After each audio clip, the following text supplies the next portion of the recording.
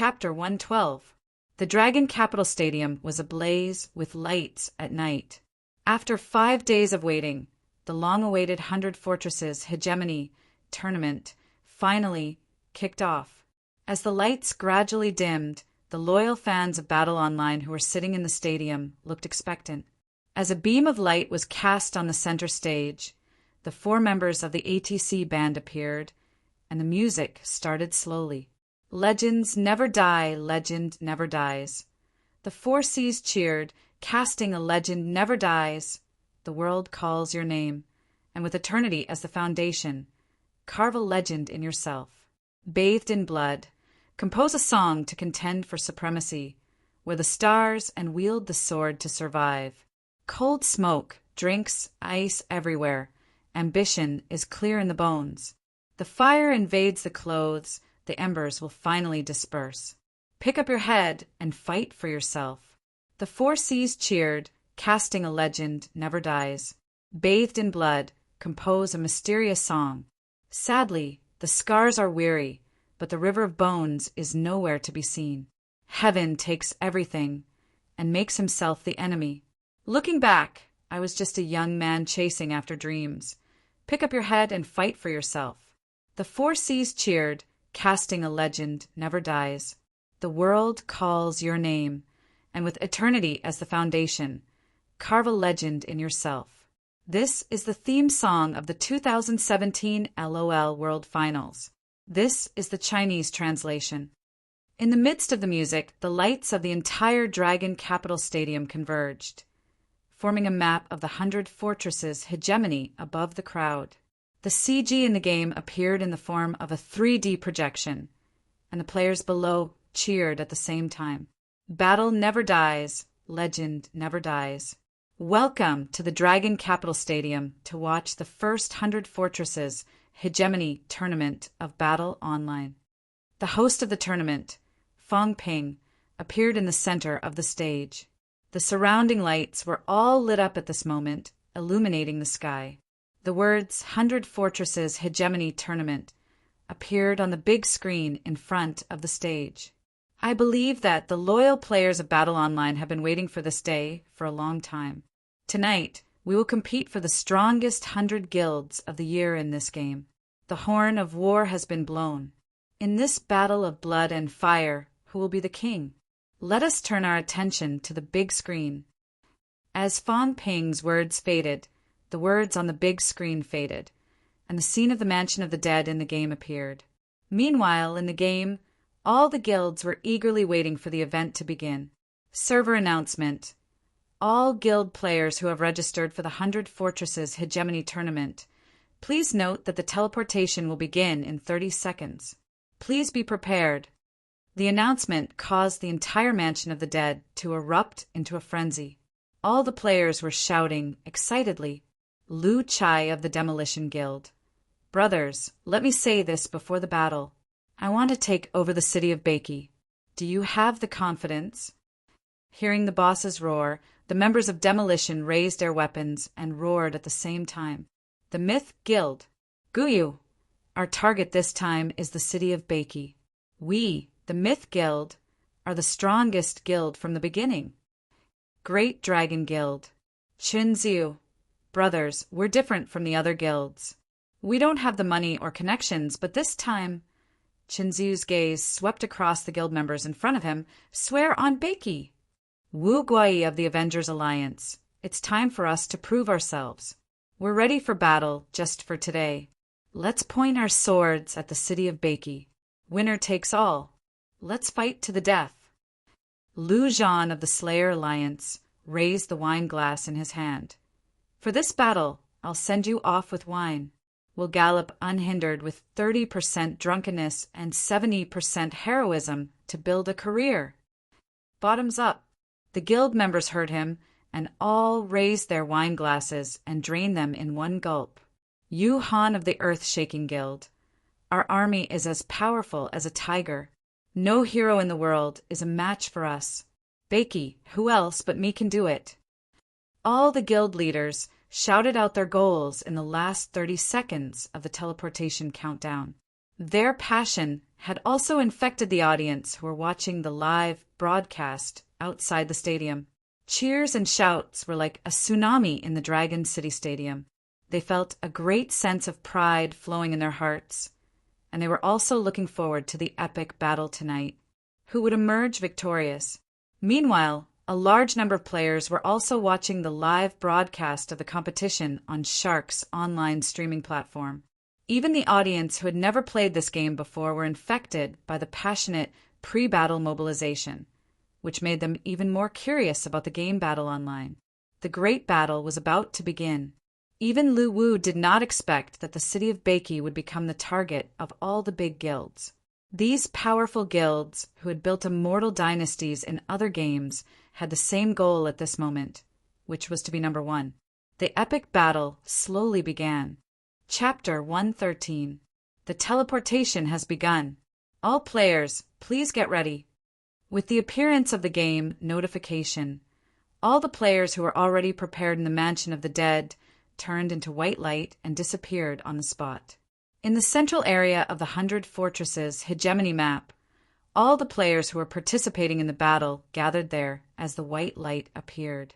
There were a total of 881 guilds participating in the battle, with a total of 634,320 players.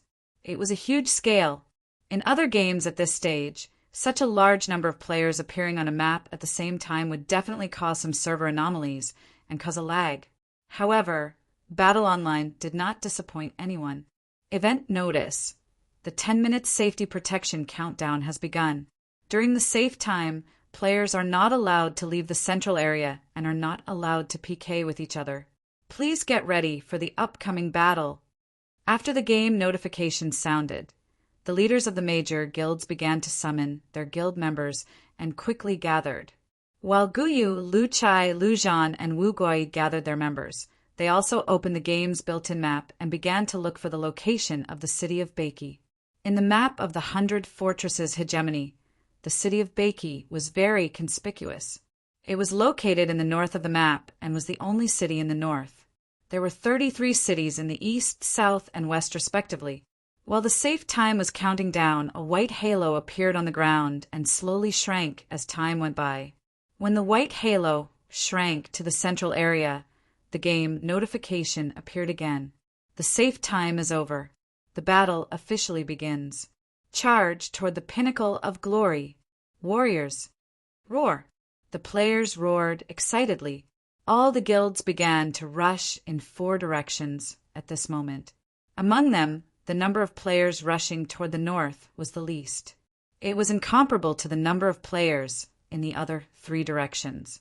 However, everyone who was watching the battle knew that the north was the place where all the heroes were competing for supremacy and where the battle was the most intense. There were a total of 38 guilds heading toward the north. Among them, the strongest were undoubtedly the Myth Guild, the Demolition Officers, the Slayer Alliance, the Great Dragon Guild, the Earthshaker Guild, the Avengers, and the Guardian Angels. The other 31 guilds were all roped in before the battle with the purpose of assisting one of the forces to win. While rushing toward the city of Beiki, they were all vigilant of the other guilds, but did not take the initiative to attack. Brothers, speed up! At this time, Lu Chai roared excitedly. Then, a blue halo appeared under his feet and quickly spread to the surroundings. Sea of War. After this ability is activated, all members of the faction receive a 5% movement speed bonus and receive 2 healing points per second for 10 minutes. The range covers a radius of 100 meters. As the blue halo enveloped all the members of the Demolition Guild, the entire guild's advancement speed increased by a notch, slowly pulling away from the other guilds. Everyone, drink your medicine, Guyu shouted in the live chat channel. Upon hearing Guyu's order, all the guild members took out the haste potion that they had purchased from the shop and swallowed it without hesitation. At once, the members of the Myth Guild sped up and dashed forward at a speed faster than the Demolition Guild. So King Rich. Seeing this scene, Chen Ziyu was undoubtedly depressed. After all, compared to the other guilds, his side was the poorest. After running for about 10 minutes, the majestic city of Beiki appeared in everyone's sight. Guyu, who was the first to reach the gate of the city of Beiki, immediately commanded his guild members to launch a fierce attack on the gate. After being attacked, a row of health bar numbers appeared on the gate for 942381. Although the gate had 5 million health bar, it did not have a defense value. The damage it suffered was all real damage. Under the attack of the Myth Guild, the health bar began to drop rapidly. At this time, the members of the Demolition Guild had also arrived. Lu Chai immediately roared, "Break in and clear them away!" Accompanied by Lu Chai's roar, under the leadership of a dozen rune masters, the front row of the Berserker Brigade violently crashed into the Myth Guild's defense line that had been waiting for a long time. Boom! A great battle broke out in an instant. The Demolition Guild and the Myth Guild were old rivals. Now that they met each other, they were even more enraged and started to fight. "Hold on, we only need 5 minutes, and we can take over the city.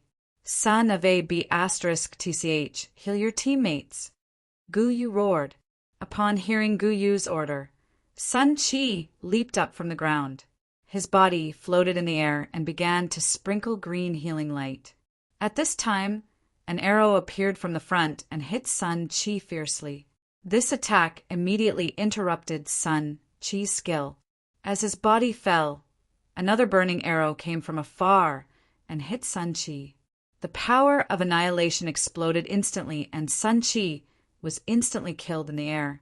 He turned into a white light and returned to the safety point in the center. "Good job!" Wu Gui shouted excitedly. He then patted the guild member beside him who was retrieving his longbow. The player who shot the 2 accurate arrows was called Li Lin. He was the 3rd place in the archery inheritance trial. Naturally, he was not Yi Chun of the random arrow technique. Since the Myth Guild had taken the initiative to take over the city and formed a defensive barrier in front of the gate, their common enemy now was the Myth Guild. "Brothers, guard the gate with me and help the Myth Guild enter the city." At this time, the 6 guilds in the siege team suddenly turned around and attacked the players at the back, sharing the pressure on the Myth Guild. As the number of people increased, the scale of the battle gradually expanded. It was chaos in front of the gate with spells and skills flying everywhere. Players were constantly beaten to the point of near death. They were killed before they could even drink potions. They turned into white light and returned to the safe zone. Lu Chai said, "All the brothers in the safe zone come to support immediately after you resurrect. The rest of you gather together and kill a way out. We will definitely take over the city of Beiki." Following Lu Chai's roar, the Demolition Guild began to search for their own group in the chaos with great efficiency. They quickly assembled and launched a charge forward again. The 100 Fortresses Hegemony tournament had only just started, and a conflict of such scale had already broken out. The audience watching the live broadcast outside the venue was thrilled. Everyone's eyes were glued to the screen, waiting for the moment when the city gate was breached. Chapter 114. If Yi Chen achieved this result with his real ability, then Mo Lingtian would only be encouraged.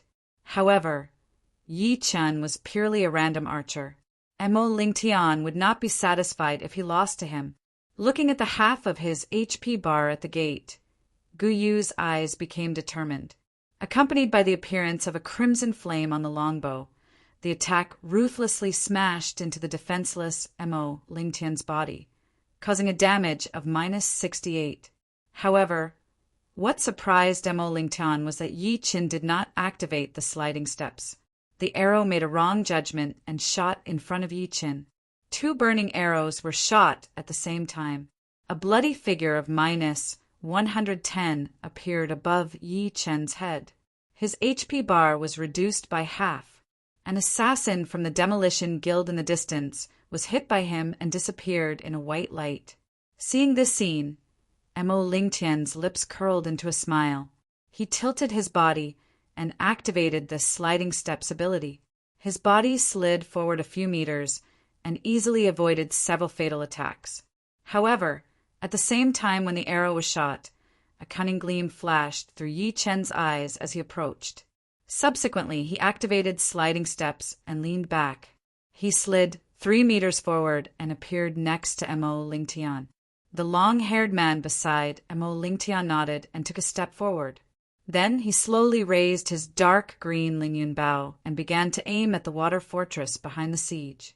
As the second place in the archery trial, Mo Lingtian's archery skills were undoubtedly powerful. Accompanied by the shooting of flame arrows, he could kill a fragile water element wizard at the back every time. Glancing at the siege army in front of him, Mo Lingtian's eyes became sharp. He ran through the gap between his guild's players. While running, he raised his longbow from time to time, aimed and shot arrows. Moreover, Mo Lingtian never thought that he would attack Yi Chen.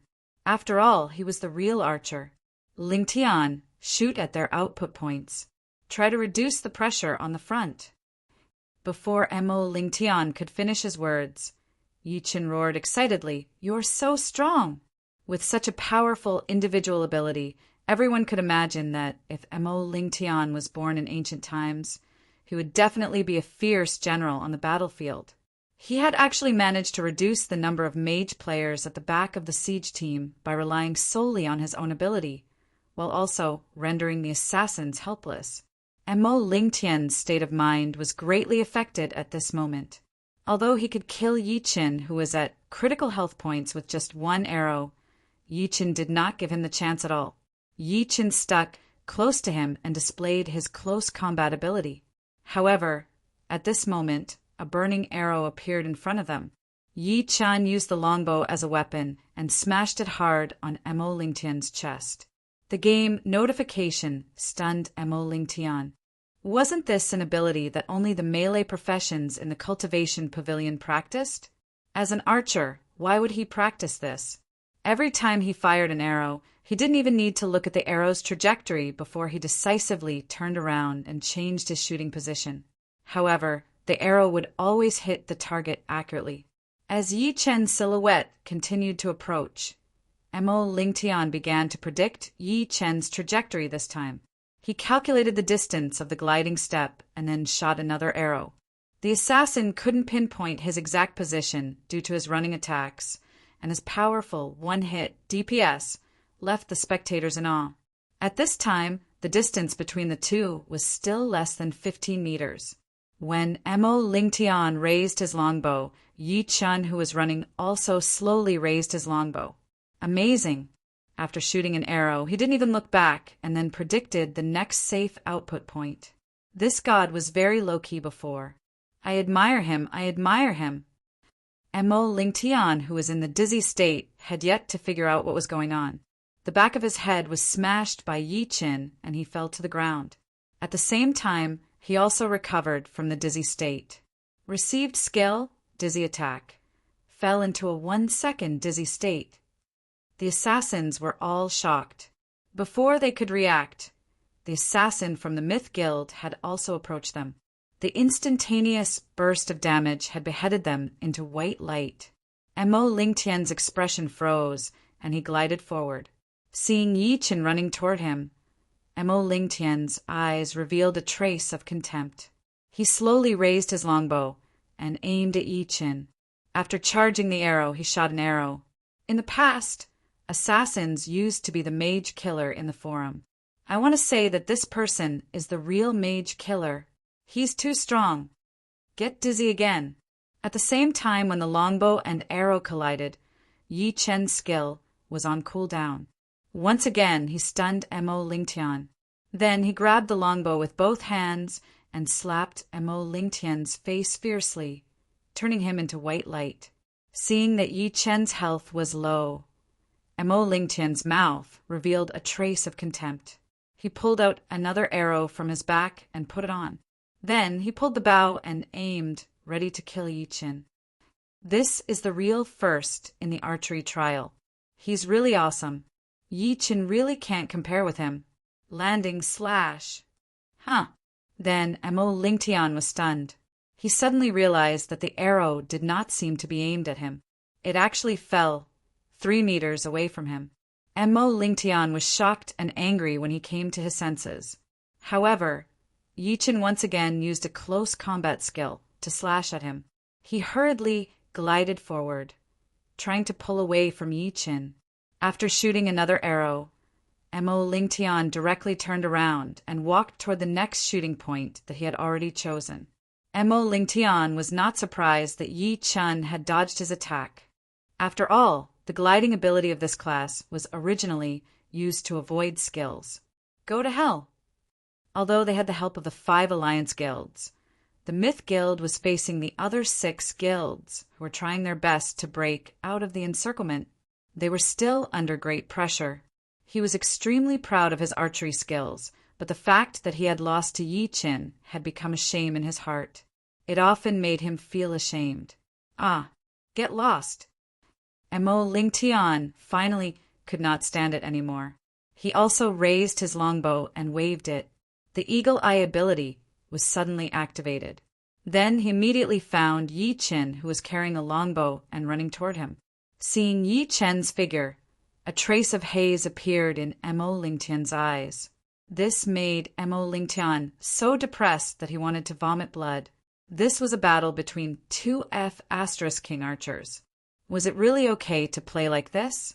You slap! Seeing this, Yi Chen, who was far away, decisively glided forward and narrowly dodged the arrow. However, when Mo Lingtian activated the gliding step, Yi Chen also decisively glided forward and approached him again. He grabbed the longbow in his hand and used it as a weapon. Once again, he smashed it toward Mo Lingtian. When practicing archery, the cultivation of one's state of mind was also extremely important.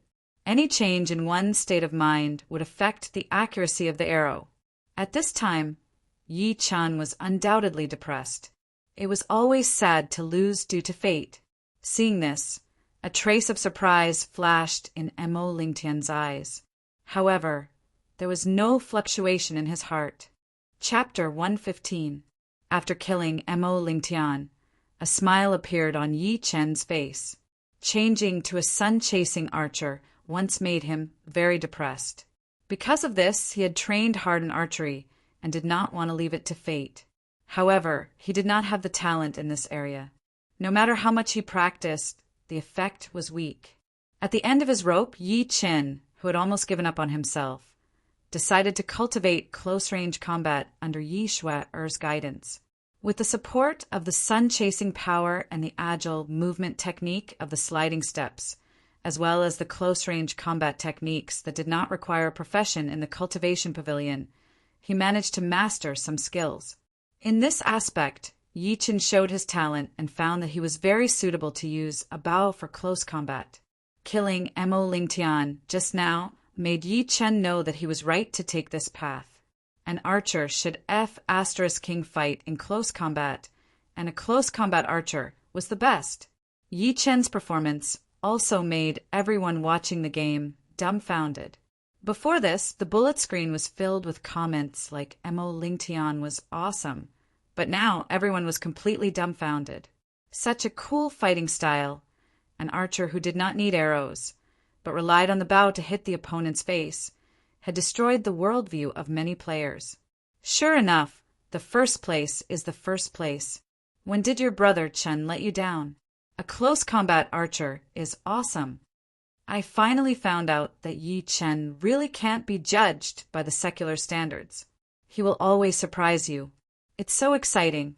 A close combat archer is awesome. Brother Chen's cool tricks are endless. The #1 talent of the year must belong to you. What a breathtaking operation. Such a skilled close combat technique. I want to know what he has experienced. Desperate Yi Chen did not come out of nowhere. Several actual battles have proven everything. I guess Yi Chen may be the legendary son of luck, laughing emoji. In the Shark live streaming platform outside the arena, a lot of praises for Yi Chen flashed across the bullet screen. At the resurrection point, Mo Lingtian's eyes were dull. This battle had given him a huge blow. He could not believe that he had attacked Yi Chen in a direct confrontation. How was this possible? This failure made Mo Lingtian fall into isolation again. The siege war was still going on. The entire city of Baki was filled with battle cries. The pressure on the Myth Guild was increasing, and more than half of them were dead or injured. At this moment, there was a loud noise at the city gate, and the entire city gate was shattered. Upon seeing this, Guyu's face was filled with ecstasy. Warriors, continue to hold on. The rest of you, enter the city and seize the flag. Quick, everyone, enter the city and seize the flag. Wu, Guai, Lu Chai, and the other presidents also shouted anxiously. Without the support of the backline, the defense line of the warriors of the Myth Guild was instantly broken. Tens of thousands of players rushed toward the city in a frenzy, trying to stop the Myth Guild from seizing the flag. At this moment, a white flag was erected in the center of the city of Baki. The people of the Myths had arrived first and launched an attack on the flag. This flag didn't have a health bar, so it shattered under the bombardment of spells. At this time, a game prompt appeared. Congratulations to the Myth Guild for occupying the city of Baki and obtaining 5 minutes of safety protection. The guild resurrection point has been changed to the city of Baki. Meanwhile, the members of other guilds who had just entered the city of Baki were all teleported to the city gate. The broken city gate was restored to its original state. At this time, a selection panel appeared in front of Guyu. Please select a flag to represent your guild. In front of Guyu, the options for hundreds of flags appeared. After glancing at them, Guyu locked his gaze on a golden proud dragon flag and clicked confirm. In the eyes of the guild players outside, a golden flag was slowly rising from the city of Baki with the word myth appearing on it. F***CK.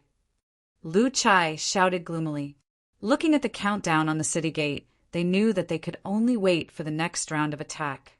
Apart from the powerful strength of the Myth Guild, another important reason for being able to directly attack the city of Baki this time was that they had 6 allied guilds messing up the situation, making it extremely difficult for them to break through the siege.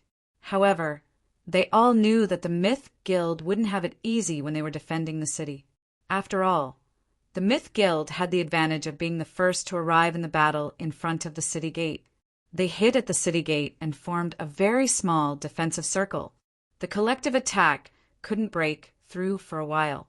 However, when they entered the empty city of Baki, they were confident that they could drive the Myth Guild out in one go. Brothers, let's clear out these 6 guilds first. At this moment, Wu Guai suddenly spoke. Then, all the guild members changed their direction and attacked the guilds that had just helped the Myth Guild to defend the city. Wu Guai's words also woke Chen Ziyu, Lu Chai, and the others up. They also led their guild members and allied forces to attack the 6 guilds to prevent them from becoming an obstacle in the next siege. During the siege protection period, these 6 guilds suddenly became the target of public criticism and were crazily slaughtered by the other guilds. Congratulations to the Berserk Guild for occupying the Extreme City. Congratulations to the Flying Guild for occupying the Changwu City. Congratulations to the World Guild for occupying the Looting City. Game notifications appeared one after another. The killing in the 100 Fortresses Hegemony tournament was getting more and more intense. There were guilds successfully occupying the city one after another. The entire safe zone was constantly flashing with white light. Several players were resurrected every second. After the protection period was over, they once again threw themselves into the hegemony battle. This epic hegemony battle made the audience outside the arena exclaim in excitement. Many low-key gurus entered the audience's sight one after another. All kinds of manipulations emerged one after another. There was even a Berserk Guild that was usually not famous. However, they actually withstood the joint obstruction of the other 4 guilds and forced their way into the Extreme City. They won the first city with an absolute advantage. On the other hand, the number of viewers on the Shark platform had also increased continuously from the initial 2 million. After an hour of the event, the number of viewers was approaching 10 million, but it was still rising rapidly. Many people were destined to have a sleepless night. Their eyes were focused on the battlefield. Chapter 116. During the 5th hour of the hegemony contest, a statistical chart was shown on the big screen. Everyone watching the hegemony contest exclaimed when they saw the data. According to the statistics, the total number of players who died in the hegemony tournament map had reached a terrifying figure of more than 32 million times. 35,212 weapons were damaged, and 34,212 pieces of armor were damaged. The cost of repairing the equipment in the shop alone had reached a terrifying 500,000 soul coins, and the various types of potions that had been consumed were also uncountable. The flags of the 100 cities had been raised more than 3,000 times. On average, the flags of the 100 cities would be replaced several times every hour. The Celestial Dragon City in the west had been replaced 10 times in just an hour. The battle could be described as exciting, making the blood of the audience watching the hegemony contest boil. Such an earth-shattering epic battle had entered the craziest stage in the last hour. The intensity of the entire battlefield kept increasing. At the end, all the guilds who had yet to conquer the cities went crazy. In the city of Bakie's hegemony contest, the owner of the city had changed several times. Even the powerful Myth Guild could only hold on for less than 20 minutes before the city was conquered. In the city of Bakie's hegemony contest, other than the powerful Myth Guild, the Demolition Guild was undoubtedly the most eye-catching guild. The Demolition Guild showed amazing cohesion in this battle, especially the personal commanding ability of their guild leader, Luchai. They managed to defend the city of Bakie for a full half an hour after they succeeded in conquering the city, setting a new record for defending a city. They even relied on the cooperation of their guild members to conquer the city of Bakie 3 times, becoming the guild with the longest flag-raising time in the city of Bakie. Up until now, many guilds were fighting with all their might. The battle could be described as exciting. In the last hour, the guild defending the city was still the Myth Guild. As the city gate was breached, a large number of members from other guilds swarmed in, madly charging toward the central city flag. Everyone, don't worry about wasting potions. Maintain your HP and defend the city of Bakie. As long as we hold on, we'll be number 1. Gu Yu's roar resounded in the live chat channel. If they lost the city of Bakie again, even Gu Yu could not guarantee that they could conquer the city again under the siege of the other guilds. Therefore, in Gu Yu's opinion, this was their last chance. In the eyes of the other guilds, this siege was their last chance.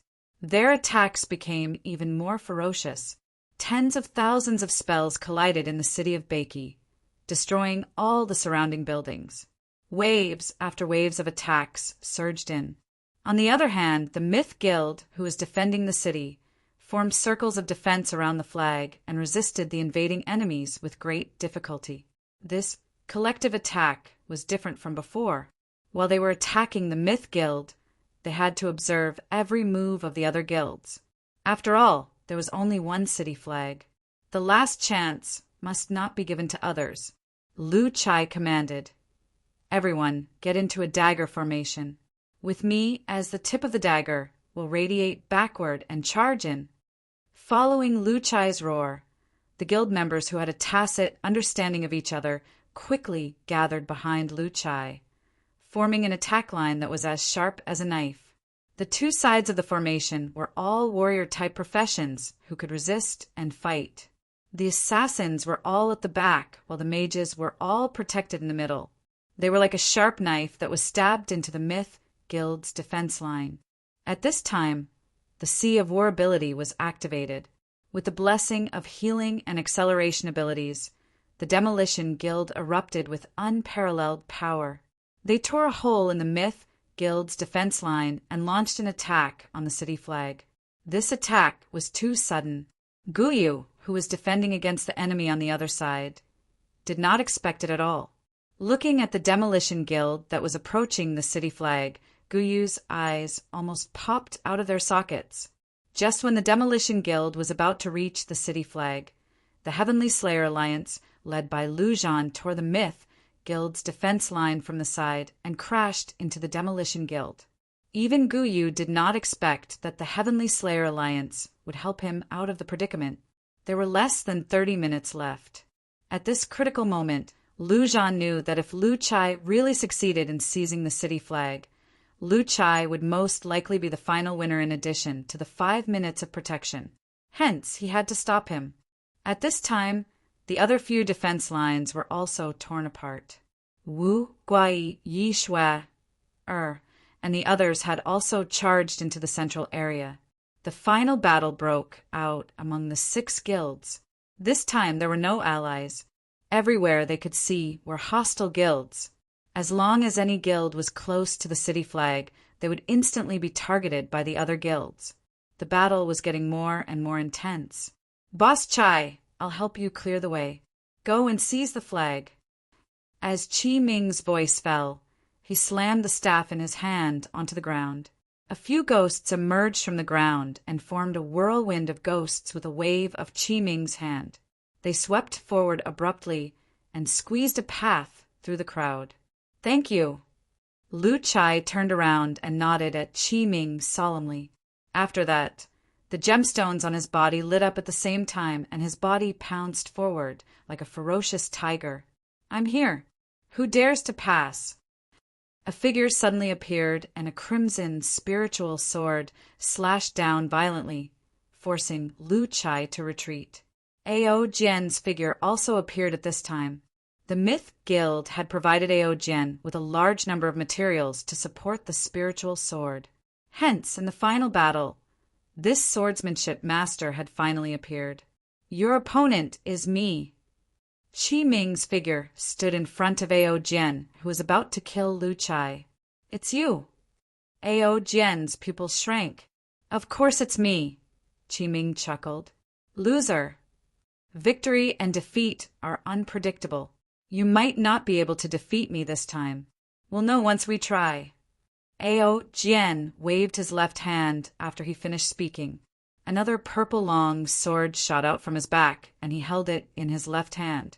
At the same time, Qi Ming also activated his ghost beast power. His body grew taller, and the muscles on his arms were like dragons. His skin was covered in black, making him look like a black devil statue. The two cultivators once again engaged in a head-on confrontation. Chapter 117. This time, Qi Ming had also received the inheritance. Naturally, he was not afraid of Ao Jian. He slammed the staff in his hand again, and the ghosts that emerged quickly entangled Ao Jian. Seeing the ghosts coming, Ao Jian waved the red sword in his hand forward, and a sword ray swept out, killing the ghosts.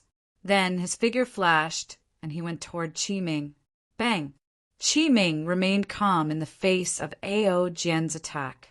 His right fist suddenly smashed down and collided with Ao Jian. With the blessing of double attributes, Qi Ming's punch crushed Ao Jian in terms of strength and forced him to retreat. Then he stomped his staff on the ground again, and several ghosts appeared and were sucked into his mouth at the same time. Dark red lines appeared on the surface of his body, and his physique was once again strengthened. This time, even Ao Jian had realized that Qi Ming was no longer the fragile wizard from before. Instead, he was an opponent worthy of his full strength. While Ao Jian and Qi Ming were fighting, Lu Chai's figure flashed again, and he launched an attack toward the city flag. In order to cover Lu Chai's capture of the city flag, the remaining assassins of the guild all activated the shadow steps and followed behind him to block the attacks along the way. The Demolition Guild's tactic was undoubtedly successful. By abandoning all combat power and leaving only the assault team, they once again passed the battle line and launched the final attack toward the city flag. "Lu Chai, you can't take over the city of Beiki." A burning flame suddenly appeared in the central area, and Guyu's figure appeared in front of the city flag. A horn slowly extended from Guyu's forehead, and his figure grew at a speed visible to the naked eye. In the blink of an eye, he turned into a 3-meter-tall red giant. At this last stage, Guyu did not hold back anymore and directly displayed the evil body. With the inheritance ability, his strength was greatly enhanced. Break! Lu Chai roared. The ruby on his body shone with a dazzling brilliance, and he used all his strength to smash Guyu in front of the city flag. He knew that as long as he could defeat Guyu, he would be the winner tonight. Roar! Guyu also roared at the same time and punched Lu Chai's fist. Both figures retreated at the same time. With the strengthening of the evil body, Guyu's strength was obviously more than one level higher than Lu Chai's. He had the upper hand in this punch and blasted Lu Chai a few meters back. At this moment, a bloody mist suddenly rose around them. The blood on the ground automatically floated and quickly flowed into Guyu's body.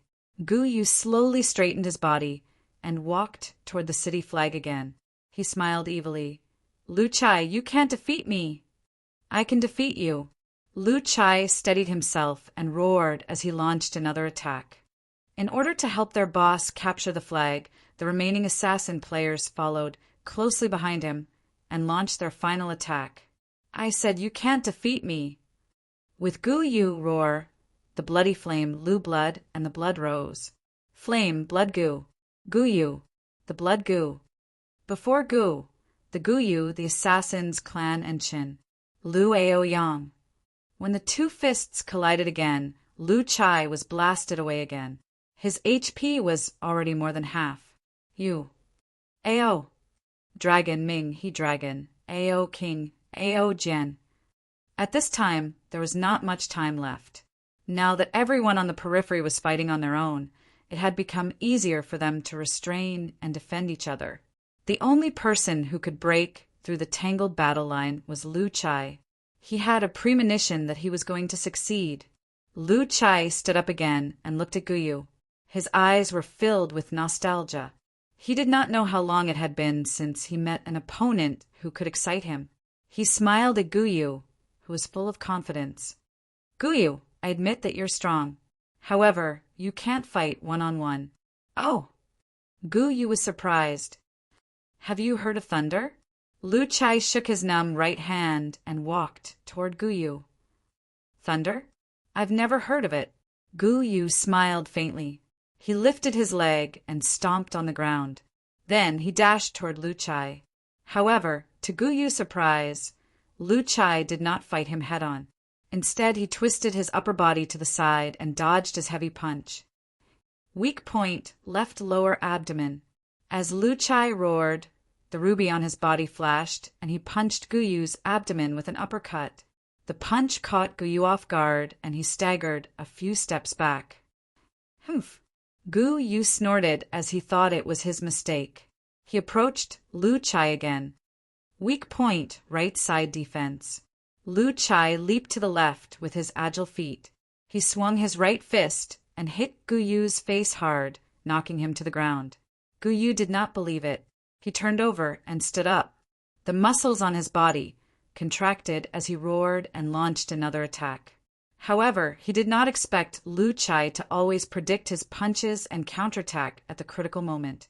Looking at Lu Chai pacing back and forth on the same spot and his fierce punches, Guyu suddenly thought of someone. You said you're thunder. Lu Chai nodded. You're the first person to know this secret in this game. Thunder, the king who once ruled an era of combat. Guyu's heart was in turmoil when he heard Lu Chai's admission. What other tricks do you have? Show them to me. You're no match for me one-on-one. Lu Chai raised his fist and got into a fighting stance. Guyu did not refute this time. Instead, he nodded his head solemnly. Then his eyes lit up and he turned his head to look at Lu Chai. Guyu's evil eye stare was his final killer move, his strongest ability. Thunder was caught off guard and was hit instantly. At this moment, he was stunned on the spot. Guyu quickly approached Lu Chai and punched him hard in the face, sending him flying. The situation of the battle was changing rapidly. There were only 15 minutes left. At the final stage, the hearts of the audience went through a roller coaster ride. Just when they thought Guyu would win, Lu Chai displayed his strong combat ability and suppressed Guyu. However, at the last moment, Lu Chai was suddenly restrained. giving Guyu another chance to counterattack. Looking at Lu Chai, who was still lying on the ground after being punched, everyone in the audience, including Lu Wu and Bailey, thought that the Myth Guild was about to succeed in defending the city and obtain the final victory. At this moment, Lu Chai was lying on the ground. His mind was in a mess, and all kinds of negative emotions emerged. Memories that made him angry, sad, and desperate began to appear in front of him. His body trembled slightly, but his fists were gradually clenched. Chapter 118. The old man's words awakened Lu Chai, who was grief-stricken. He remembered that the old man once said that he wanted to see Lu Chai become the champion of the national fighting competition one day. However, what surprised them even more was that the roaring, heroic spirit suddenly stopped trembling when it was about to leave. Don't tell me that all your previous matches were rigged. However, the doctor stuffed a note into his hand and told him that this was the last thing the old man wanted to say to him. Lu Chai rushed home like a madman, but when he saw the old man with white hair, he had already left. Lu Chai's favorite thing to do in school was to be laughed at and then beat the person who laughed at him. In the artifact space, a heroic spirit was constantly trembling and roaring in the spirit summoning hall. Finally, under everyone's expectations, this genius from the amateur group stepped into the professional fighting ring. I promised him that I won't lose. Under the gaze of the evil eye, many past memories that made him sad, angry, and desperate appeared in Lu Chai's mind. These memories kept playing in his mind like a slideshow. His childhood was undoubtedly dark. He was often caught and sent to the juvenile detention center. He was the scum of society in everyone's eyes. In the following days, Lu Chai trained during the day and talked to the old man at night, learning how to behave. In the second match, Lu Chai stepped into the ring with great psychological pressure.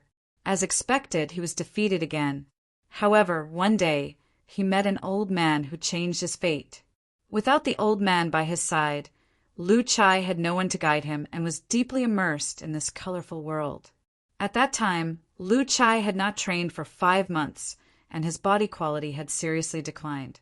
However, he was full of confidence and even indulged himself before the match. It feels that its inheritance is not worthy of him. His willpower and the heart of a powerhouse have surpassed the heroic spirit itself, Bailey said with a solemn expression.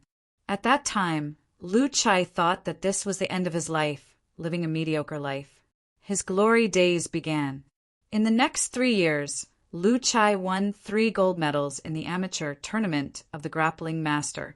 He was also given the name Thunder because of his ferocious punching technique, which meant that he could defeat his opponent as fast as lightning.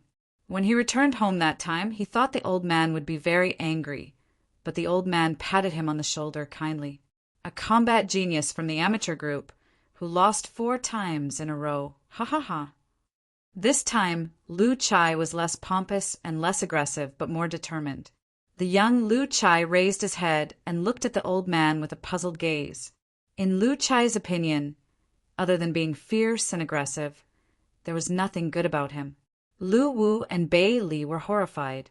To Lu Chai's surprise, the old man did not choose to call the police. Instead, he gestured for Lu Chai to calm down and took the initiative to hand over the food on the shelf. Ha ha, Thunder, the future king of combat, you really know how to joke. What everyone, including the members of the Demolition Guild, did not know was that their leader, Lu Chai, was actually the most famous combat genius in Chi Dragon. He was the uncrowned king who had once ruled the combat world during his prime, Thunder. At the age of 15, after 3 years of hard training, Lu Chai signed up for the amateur combat competition with the support of the old man. However, this scene was not witnessed by the old man, which was also Lu Chai's lifelong regret. He overcame all obstacles along the way and defeated countless veteran fighters who had been famous for a long time. After that, he became the guardian of the Golden Combat Ring for 8 years and was the uncrowned king of the combat world. Thunder's name was also known throughout the country and the world because of this. I won't be defeated again. Lu Chai's hands bled from the abrasion, forming calluses, and continued to bleed. Lu Chai numbed the pain in his heart with high-intensity training.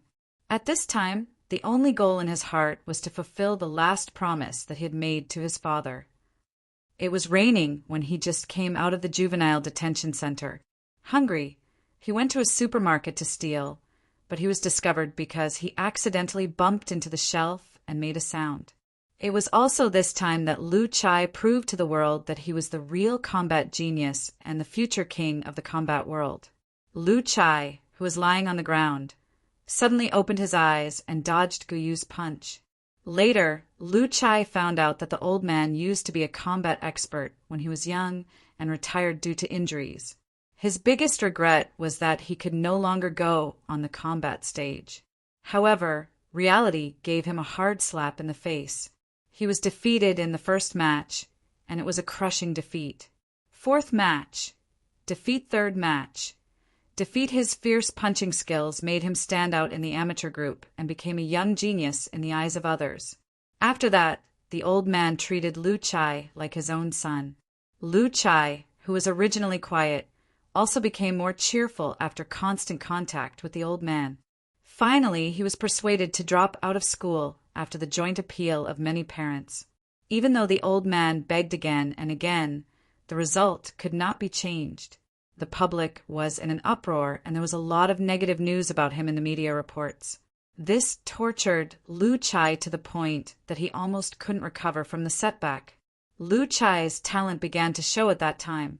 In the eyes of the old man, he was a natural combat genius. He constantly increased the intensity of his training, broke through his limits, and played his strengths. Every day, he punched the sandbag again and again, countless times. Since then, the king had returned. This was the first time in his life that he cried. At this time, Lu Chai suddenly felt that he no longer had any nostalgia for this world. "Become a combat expert, I'll teach you," the old man said with a smile. "What's wrong?" Lu Wu was full of doubts. The punch hit the old man, causing him to cover his chest and take a few steps back. With the increase of his fame, Lu Chai gradually became rich. He was also attracted by this extravagant world and gradually fell into depravity. However, the bad news did not stop there. A few days later, Lu Chai received news that the old man had contracted an illness and was being treated. After the old man was buried, Lu Chai kowtowed to the old man's tombstone and said Lu Chai could still clearly remember the old man's trembling appearance when he went in and out of the principal's office. Facing the old man who came to check on him, Lu Chai's eyes were fierce. He turned around and punched the old man. Lu Chai had been very strong since he was young. He could defeat several people of his age. The tough environment he grew up in had also shaped his strong character.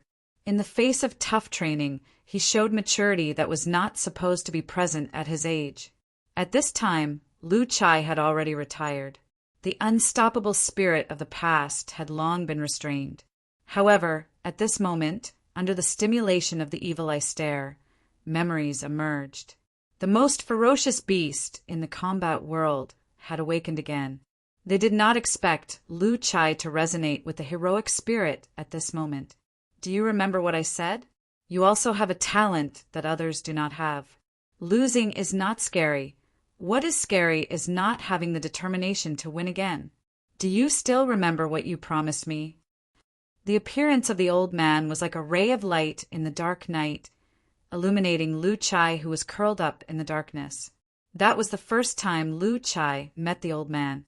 After understanding Lu Chai's experience, the old man said something that Lu Chai could not forget until now. A year later, Lu Chai, who had once again passed the amateur category, stood in the ring of the professional category again. In the 5th round, Lu Chai was terminated before he could even fight. His professional career had ended. "I'll adopt you." Until the end, he did not get to see his father for the last time. Lu Chai opened the note with a sad heart. However, the environment Lu Chai grew up in had caused him to have an inferiority complex. Even though he went to school, he still could not fit in. Young Lu Chai's parents abandoned him. Lu Chai, who was neglected, was very rebellious at that time. He mingled with other children of his age on the streets, often fighting and stealing. He clearly remembered the mockery of others at that time. Don't look down on yourself. You also have a specialty that others don't. Even more so, no one knew the trials and tribulations that Thunder had experienced on its path of growth. This was the last promise he made to his father and life mentor. Chapter 119. Bei Li's words stunned Lu Wu on the spot. Lu Chai, with his mortal willpower, had made the Ghost General and Ghost King level Valiant Spirit in the Valiant Spirit Palace feel inferior to him. He even gave up the blessing of the power of inheritance. How terrifying was his willpower! There are two kinds of powerhouses. The first kind is powerful, but they don't have the mentality of a powerhouse. The other kind has the heart of a powerhouse. These kinds of powerhouses have an undefeatable will to fight no matter how powerful they are. He belongs to the second kind. He is a real powerhouse. There are thousands of ways to have powerful strength, but the heart of a powerhouse cannot be forged overnight. Woo, this is a real powerhouse. Congratulations. Bei Li turned around and looked at Lu Wu with a smile. Seeing that Lu Chai had resisted his demonic god stare and avoided his killing blow, Guyu was stunned. This move could be said to be tried and tested, and it had never failed before. But at this critical moment, it actually failed. Guyu had no idea how Lu Chai did it. It was the power of the demonic god. Lu Chai stood up slowly and looked at Guyu with a fierce gaze. He was like a tiger that was about to pounce on its prey. Guyu was shocked. Facing Lu Chai, who had gotten rid of the demonic god stare, Guyu knew that he was no match for him. He immediately called for help in the guild channel. Dozens of guild members who were fighting immediately retreated and headed toward the city flag. Facing the increasing number of opponents, Lu Chai's lips curled into a hideous smile. His blood was boiling at this moment. This made him reminisce about the past. He enjoyed the thrill of battle. At this moment, the game notification sounded. The hidden attribute of willpower has been greatly increased. The title Sacrifice ability has been activated. Title Sacrifice, the last gift of the sea god. After this ability is activated, the player can choose to sacrifice a tribute to receive the blessing of the sea god. The sacrificial items available are soul coins, equipment, health points, experience points level. Note: the sacrificial items cannot be returned. Lu Chai squatted down slightly and ignored the game notification. Instead, he waved at Guyu and the others who were surrounding him. Kill! Guyu and the others immediately attacked Lu Chai. At this moment, Lu Chai demonstrated the powerful strength of the King of Combat. Stagger step, side slide step, yield step, uppercut punch, swing punch, straight punch, and forward punch. He fought against more than 30 people single-handedly and had an obvious advantage. The audience outside the arena was in an uproar when they saw this scene. Everyone was shocked by Lu Chai's terrifying combat skills. A deafening roar erupted from the scene. This footwork, this fist technique, is he a thunderbolt? Is it lightning? Familiar fist techniques, familiar footwork, and his punches are as fast as lightning. I'm his loyal fan, and I can't be wrong. He's definitely the god of thunder. My eyes are brimming with tears. I didn't expect to see the great god of thunder again in my lifetime. My heart is filled with gratitude. If this isn't Thunderbolt, I'm eating XX on a live broadcast. I've been watching his fights for 8 years and have always been his loyal fan. If I can't even recognize him, I can go and die. There was an uproar outside the arena. Lu Chai's body movement and fist technique were too iconic, so they were quickly recognized by the audience outside the arena. The atmosphere of the entire arena was once again pushed to a climax. Event notification. Countdown to the last 10 minutes of the 100 Fortresses Hegemony tournament begins. The theme song sounded again in the arena, and the entire 100 Fortresses Hegemony tournament entered the final stage. Finally, the defense line of the Myth Guild was broken at this moment, and all the guilds launched their final charge toward the fortress flag. faced with an endless stream of enemies. Lu Chai turned his body sideways to avoid the collision of a rune master and looked at the game notification that was still on the interface. Sacrifice all equipment. Sacrifice all soul coins. Sacrifice all levels. Boom! A huge blue wave descended from the sky and smashed into the place where Lu Chai was. It wrapped around him and formed a rapidly spinning blue water ball. Inside the blue water ball, Lu Chai's 4 limbs began to extend and solidify into a blue energy body. Roar! Accompanied by a roar, the water ball was smashed apart, revealing Lu Chai, who was in the state of Sea God's blessing. Lu Chai's 5-meter-tall body was composed of translucent blue energy, and behind him was a Sea God scepter that was shining with a bright blue light. At this moment, Lu Chai's appearance shocked everyone in the arena. Roar! Lu Chai's figure stood in front of the fortress flag, looking down at the front. Kill! In the final battle, no one would retreat. Everyone rushed toward Lu Chai, who was the only one blocking the way. Guyu and the others leaped up at the same time and attacked Lu Chai. Bang! Bang! Bang!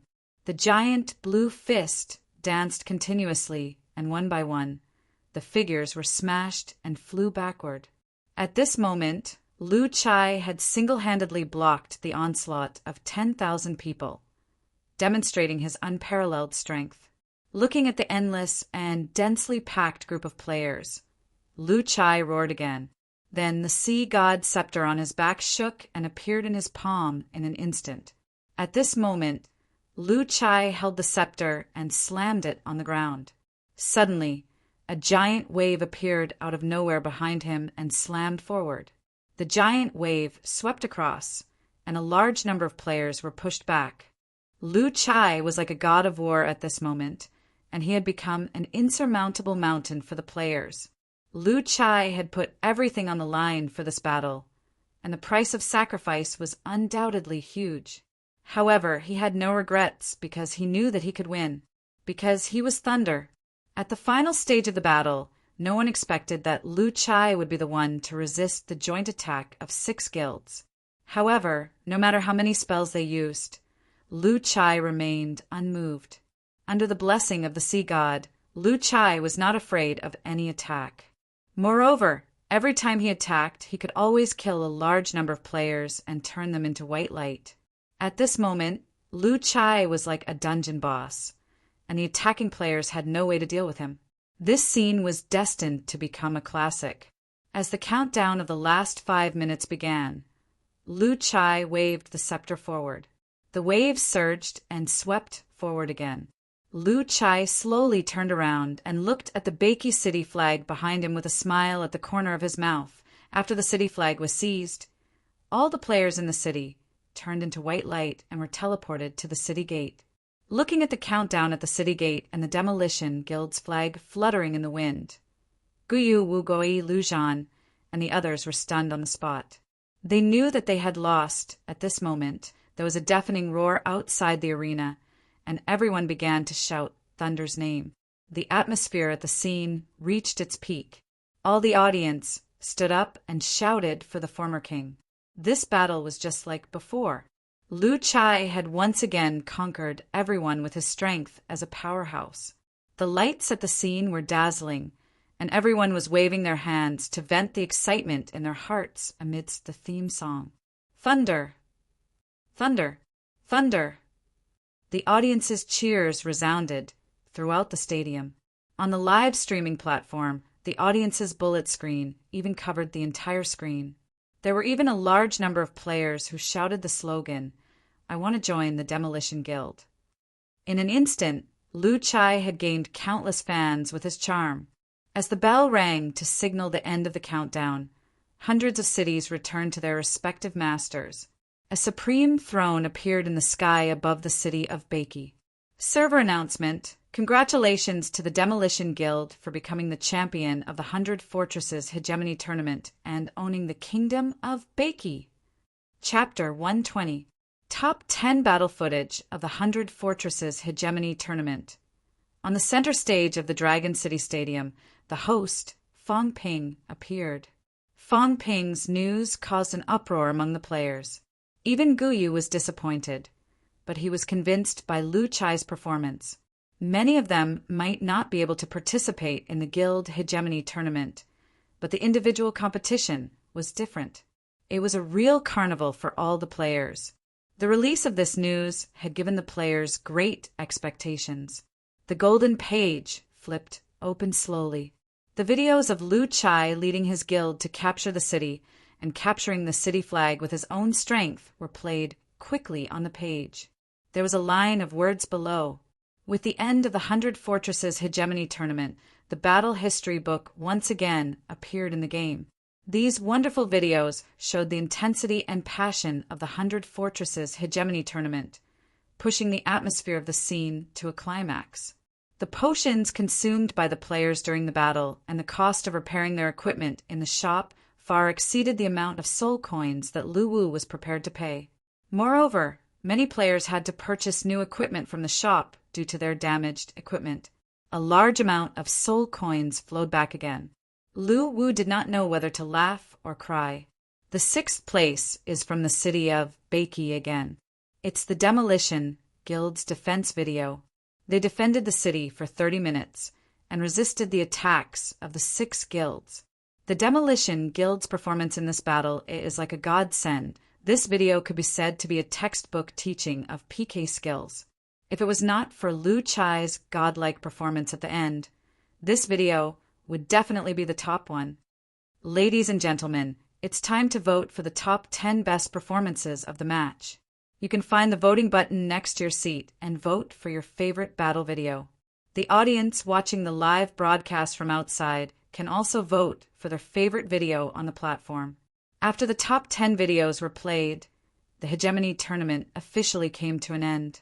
At the end, Fang Ping revealed a piece of news to the audience. According to Bei Li's description, the heart of the powerhouse was a hidden talent that even ghost generals and ghost kings like Cha Na and the Rock Ghost King did not possess. After about half an hour of waiting, the ranking list on the big screen was finally generated. Accompanied by the familiar background music of the top ranking, "We are electric," the words "number 1" flashed across. The third most outstanding player of the match is still from the direction of the city of Beiki. The sun-chasing archer, Yi Chen, has shown us with his skillful close combat that an archer's close combat skill can be so amazing that it's impossible to guard against it. January 25th, 2319, the first season of the 100 Fortresses Hegemony. Under the leadership of President Lu Chai, the Demolition Guild fought a bloody battle and finally seized the city of Beiki. They obtained the ownership of the city. This battle will be recorded in the annals of history for future generations to admire. It could only be said that he had unintentionally planted a willow tree that had grown into a shade. Next up is our 5th place.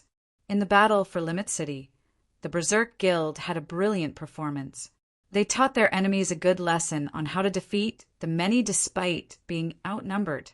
As the commentator spoke, Yi Chen displayed his close combat skills on the big screen once again. The audience once again witnessed Yi Chen's terrifying, close combat dominance in a desperate situation. Lu Wu was prepared to spend a lot of soul coins as a contribution to the event. However, he did not expect that after the 6-hour battle, the number of soul coins in his bank would increase by almost 1 million. Especially Lu Chai, who had the extremely rare heart of a powerhouse. This was Lu Wu's biggest surprise. As the commentator spoke, the players once again replayed the exciting scene of Lu Chai single-handedly fighting against the combined attack of the 6 major guilds. He held on for the last 5 minutes, changed his fate, and seized the city of Beiki. Then, a video clip of the battle appeared on the big screen for the players to vote for. Each audience member had 3 votes in their hands. The second most outstanding player of the match is from the direction of the city of Beiki. The 2 players, Ao Jian and Qi Ming, have shown us what is called extreme control. All of their attacks and defenses are predictive. Such a terrifying individual ability is really terrifying, Everyone, the first place for the best video of the match belongs to the brilliant performance of the president of the Demolition Guild, Lu Chai, in the battle for the city of Beiki. At the end of the video, Ao Jian combined his 9 swords into one and launched a fatal blow. Qi Ming also activated self-destruct at the same time. The 2 players turned into white light and disappeared on the spot at the same time. In the end, it was a tie. This video could be said to be recognized as the best video of the match by all the audience. At that moment, Lu Chai was like a god descending to the world, looking down on the heroes and capturing the hearts of the audience. In the video, Ao Jian's attack and Qi Ming's defense were endless. One by one, the videos flashed across the big screen, once again igniting the passion of the audience. At this moment, Lu Wu had a strange expression on his face. The 4th most outstanding player of the match is from the direction of the city of Beiki, where the battle was the most intense. Mo Lingtian, who is also a sun-chasing archer, has shown us what a real wizard killer is. 1 arrow, 1 life. The Reaper at the back of the battlefield should be like Mo Lingtian. According to Bei Li, Lu Chai's future potential was limitless because he would never lose himself in power. He would always maintain the mentality of powerhouse. The 100 Fortresses Hegemony Tournament has come to a successful end. Thank you to all the participating guilds for your wonderful performance. Let's meet again in the personal competition. After the voting officially started, a data chart appeared on the screen. Among them, Lu Chai's personal performance video at the end was rising at a speed that was far faster than other battle videos. In just a moment, he had jumped to the first place and pulled a huge distance away from the second place. In the video, Mo Lingtian turned around confidently every time he shot an arrow. The arrows he shot hit the enemy's backline precisely like navigation, killing them easily. He even played the assassin who was advancing in the dark in the palm of his hand. It could be said that his performance was extremely outstanding. In the video, the Rampage Guild relied on the strength of a single guild and relied on tactical arrangements to forcefully tear an opening in the encirclement of several guilds and forcefully entered the extreme city. After watching the entire video, many players were dumbfounded. This kind of amazing battle technique had completely shocked all the players who were watching. The main purpose of this battle was to promote the game, and the effect was extremely remarkable. At the same time when the live broadcast ended, the number of downloads of Battle Online on Team 173 increased rapidly. The artifact indicated that the number of registered players was approaching 2 million, and it was still increasing. Lu Wu was also very satisfied with the overall performance of the players in this event. It allowed him to see how terrifying the potential of the race that was once known as the 4th disaster, the race that once dominated the 3 realms. Chapter 121. On the 3rd day after the 100 Fortresses Hegemony Tournament, the number of online players reached a terrifying 6 million. The Mansion of the Dead was full of new players. These players who had just entered the game were completely shocked by the 100% realism of the game. After experiencing the content of the game, many new players lamented that they had discovered it too late and were one step behind others. However, this did not affect their exploration of the game. Even though they were wearing white-grade equipment, they could still be seen wandering around in various areas of Beiki. In the forum, these new players also asked all kinds of questions, like curious babies asking for advice from the old players. Everyone, please tell me, what is the strongest class in this game at this stage? 1 blade enchantment. You have to fight crazily. Becoming a rune master is really strong. You can fight and resist. Did you see the boss of the demolition officers? He's a rune master. Invincible_loneliness. Although I can't beat him, isn't the strongest class at this stage the demonic god's apostle? A_large_wolf dog. The white phantom isn't weak either. Slams table. Crayon Foundation. The strongest class is indeed the demonic god's apostle, but the strongest player at this stage is a rune master. Laughing emoji. The original poster replied to Crayon_Shinchan, huh? Why can I only choose 3 classes? There's no option for the demonic god's apostle. Crayon_Shinchan replied to the original poster. Silly child, go and wander around. Maybe you'll get one. Rubbing head emoji. The original poster replied to Crayon_Shinchan. Newbie, I'm just level 4. Can you tell me where to level up faster? Also, where's the top-up entrance? One punch _man. If you're only level 4, you can wander around the Mansion of the Dead and look for new, wandering souls to kill. You can also form a team and go to the Ghost Mountains. It's best if you can join a small guild and ask the old players to take you to a higher level area to clear the monsters. If you're strong enough to join a big guild, you can go out to sea. As for the top-up entrance, I smashed my keyboard on the spot. Angry emoji. Shuali_the_strongest. The most suitable area for newbies is the area around the Ghost Mountains. As for the top-up entrance, slams table emoji. Crayon_Shinchan replied to the original poster. Isn't it just a top-up entrance? Come. The Alipay account XXX is the game top-up entrance. The soul coins will be credited immediately. Laughing emoji. The newbie is level 8. Brothers, please explain. I saw someone riding a wolf mount. Where did he get it? It's not even sold in the shop. Crayon_Shinchan. Don't talk, all of you. As a rookie instructor, I want to say something. Slams table. Also, to answer the original poster, this creature is called a zombie wolf. There are many of them in Liuli district. You have to let the same zombie wolf bite you to death 100 times. After that, it will recognize you as its master and sign a master-servant contract. The original poster replied to Crayon_Shinchan. Is it really that difficult? Crayon_Shinchan replied to the original poster. Slaps the table. How can he have such a cool mount if he doesn't have some perseverance? I'm a game collector. I'm going crazy when I see how to raise ships, raise accounts, and collect materials to advance my profession. I'm dying for it. Please teach me how to earn soul coins. I'm really going to die without soul coins. Crayon_Shinchan. Simple. Call your parents, grandpa, grandma, brother, and sister to go fishing at the beach or sneak into the North Rocks at night to cut down trees. I guarantee that you'll have a good harvest. Laughing emoji. A bunch of newbies were asking questions in the forum. Apart from the veteran players who were seriously answering the questions of the newbies, there were also many veteran players like Crayon_Shinchan who specialized in tricking the newbies. The whole forum was unusually lively. What surprised Luwu even more was that a group of foreign forces appeared in the forum of Battle Online and started asking questions on the official website using real-time translation software. I played this game before returning to China and was completely addicted to it. However, when I returned to China, I found out that there was no platform to download this software. May I ask the officials, when will this game be available in our country, Europe? Crayon_Shinchan.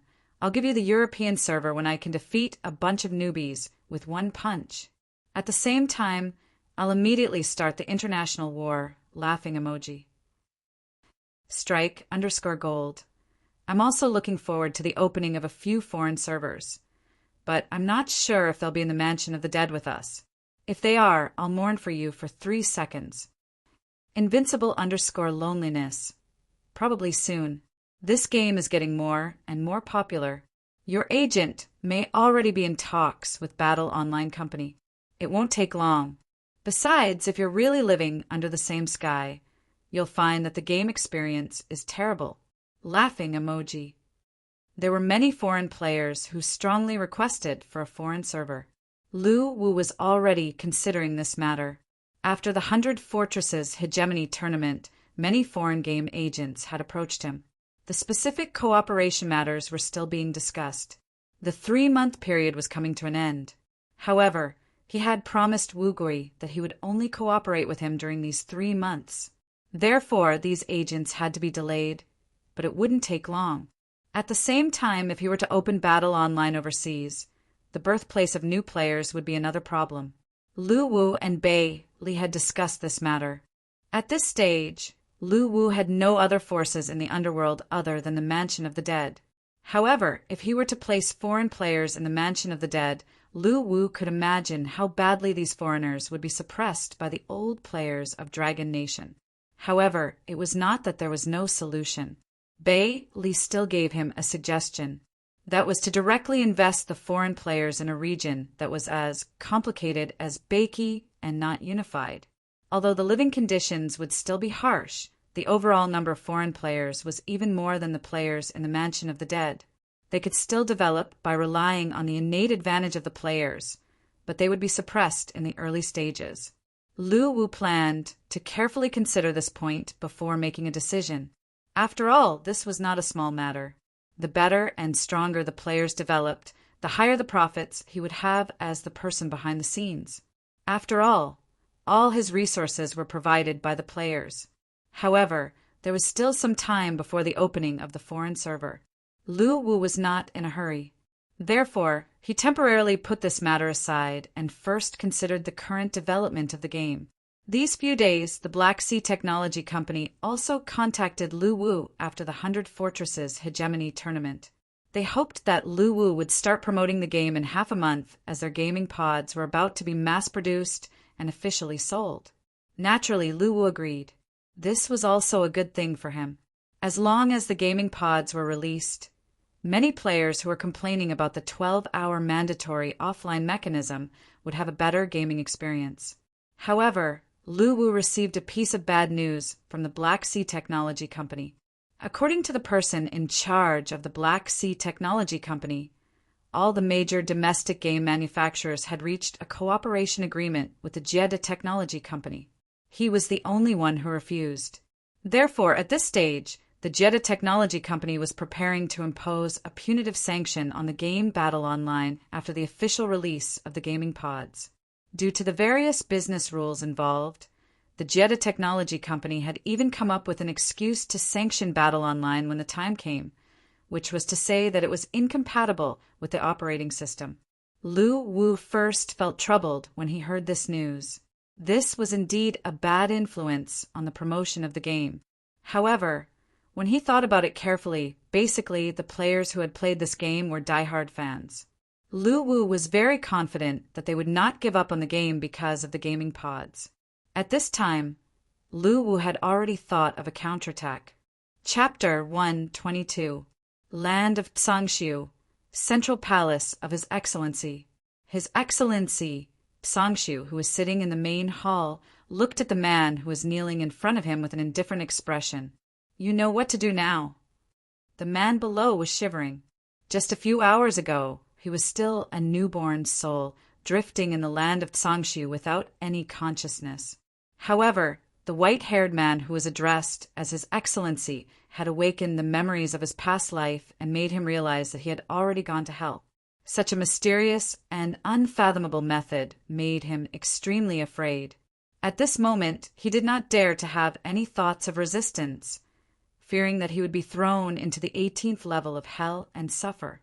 Hearing Psangshu's question, the man quickly prostrated on the ground.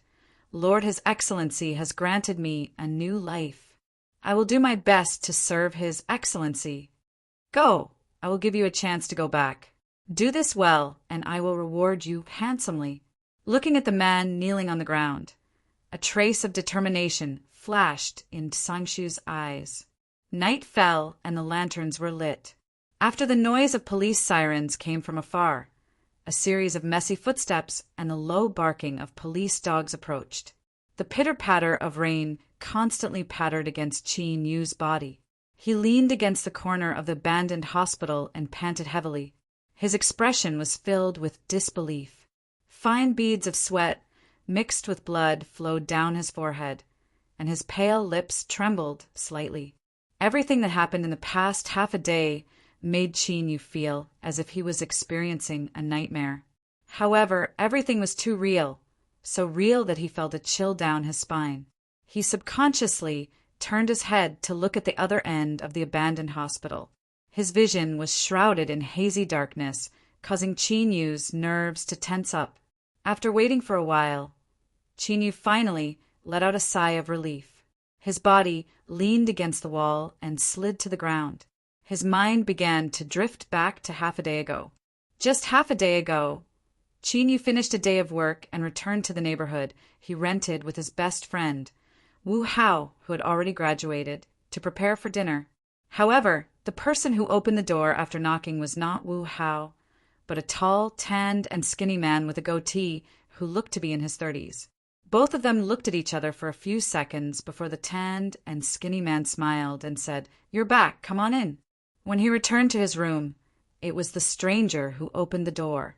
Although Chinyu was puzzled, he didn't think much of it. At that time, Chinyu thought that this person should be a guest of his best friend, Wu Hao. But after entering the room, Chinyu immediately felt that something was wrong. The house was quiet, the television was off, the dining table was in the air, and the kitchen was quiet. The curtains were drawn, and the house was unusually quiet. This was not the scene that a guest should have in the house. Every time Chinyu returned home at night, his roommate, Wu Hao, would prepare a table full of food for him. But now, everything seemed a little off. Thinking of this, Chinyu felt uneasy. He subconsciously called out, "Ah Hao," and then walked toward Wu Hao's bedroom. Goatee's voice came from behind Chinyu. He called out to Chinyu, who was about to return to his bedroom, and then opened the door to the study. "Come, Wu Hao is here."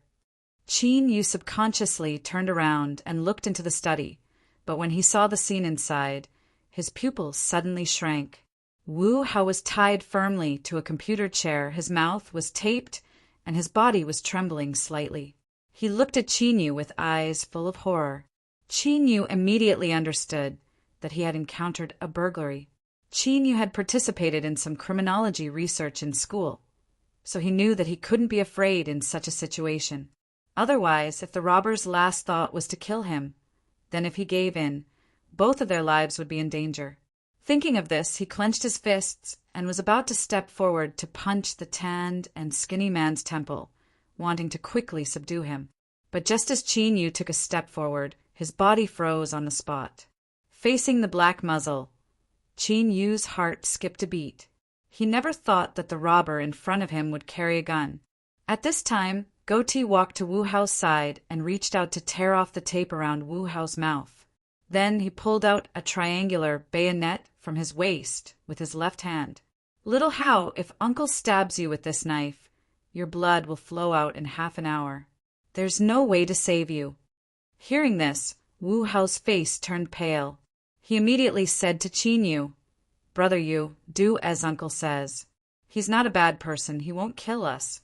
Looking at Wu Hao's frightened but hopeful eyes, Chinyu glanced at the gun that Goatee raised. At this time, Chinyu also understood that the decision was no longer in his hands. At this time, Wu Hao spoke again. "Uncle, how much money do you want? I'll give it to you. We promise not to call the police." Hearing this, Goatee smiled and did not answer. Instead, he picked up a rope and walked to Chinyu's side. Looking at Chinyu's angry eyes, he tied him up and said, "Don't move. When I get the money, I'll let you go." Hearing this, Chinyu roughly understood the situation in front of him. This Goatee should be Wu Hao's uncle, and the motive for this robbery was for money. But he did not understand why Goatee would target his own family member, Wu Hao. But because of this, Chinyu believed that Goatee would not kill them. After tying him up, Chinyu was dragged back to the bedroom and thrown onto the bed. In order to prevent Chinyu from breaking free, Goatee even tied his limbs to the edge of the bed. Not long after, Goatee came again. This time he brought a few rolls of tape and tied Chinyu tightly a few times. After that, Goatee still did not seem to be at ease. He taped Chinyu's eyes, took a plastic bag, and wrapped it around Chinyu's ears, trying to block Chinyu's hearing at the same time. "What a pity you're still so young." Before Chinyu's hearing was blocked, Goatee's sigh made Chinyu's heart skip a beat. A chill emerged from the bottom of his heart and spread throughout his body. Chinyu subconsciously wanted to break free, but because the binding was too strong, he could not move at all. After the door was closed, The quiet environment caused fear to grow in Qin Yu's heart.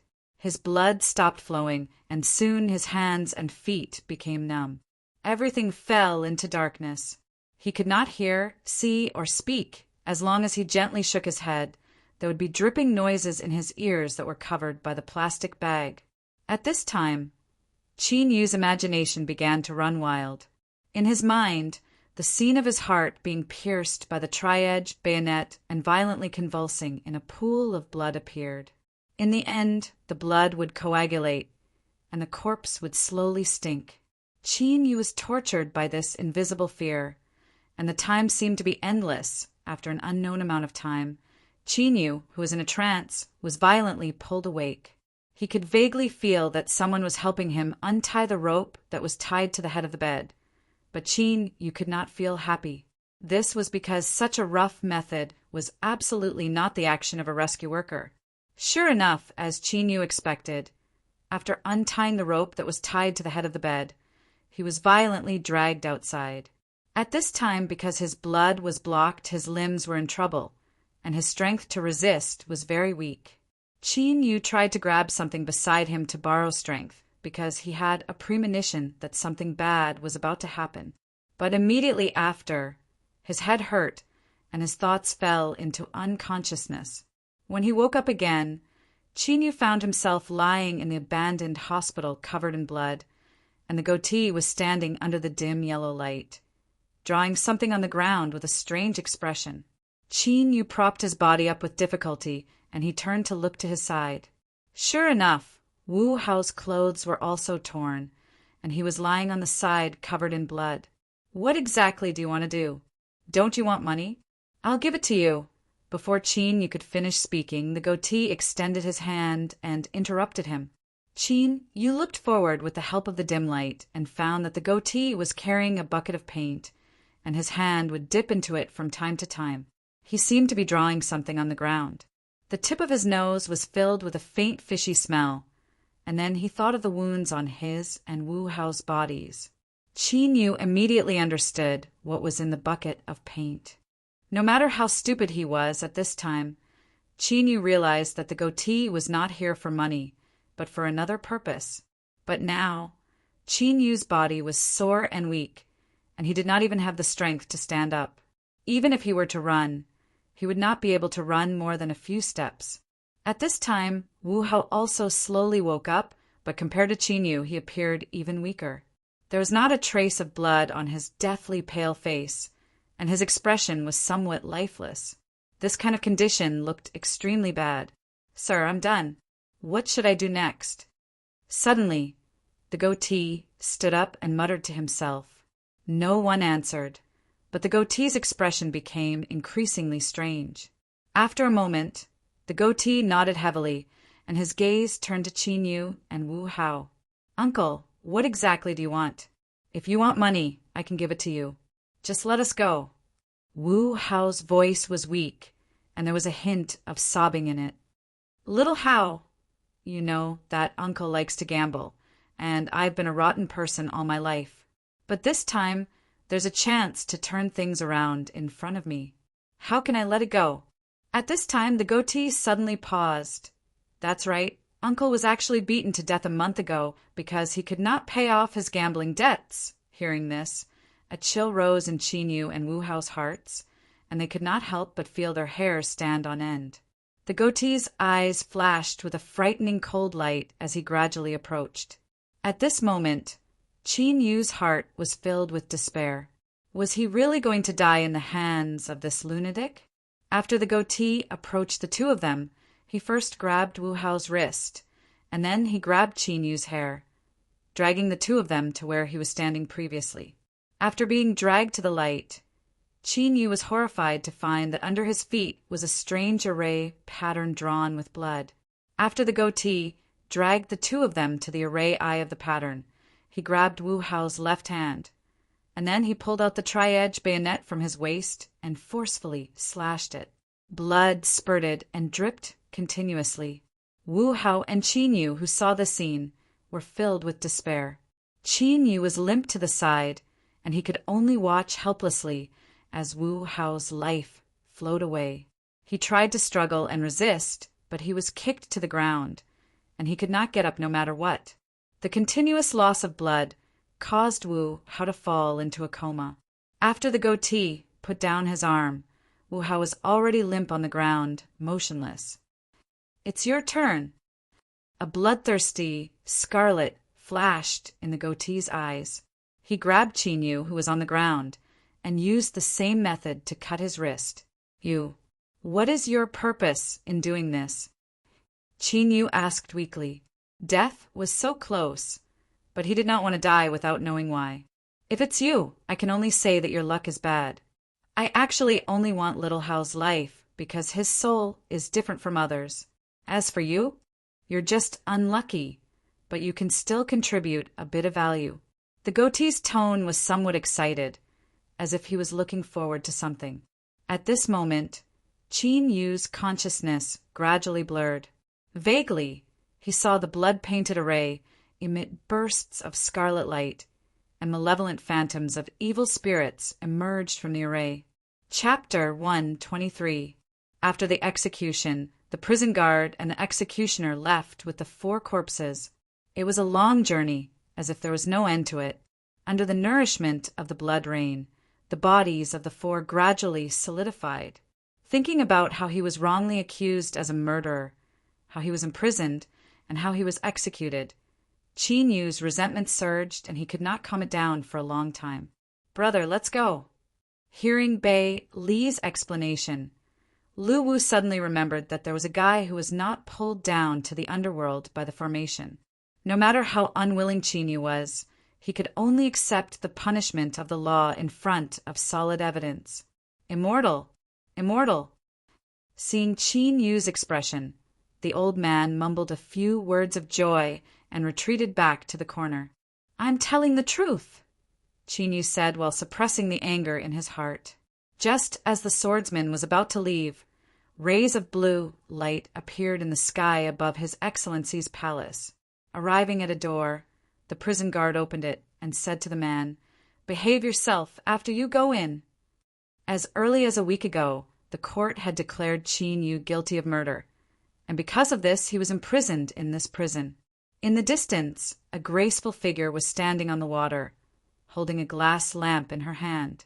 Her hair was tied up in a bun, and her face was like a peach blossom. She looked like a lady waiting for her husband to return.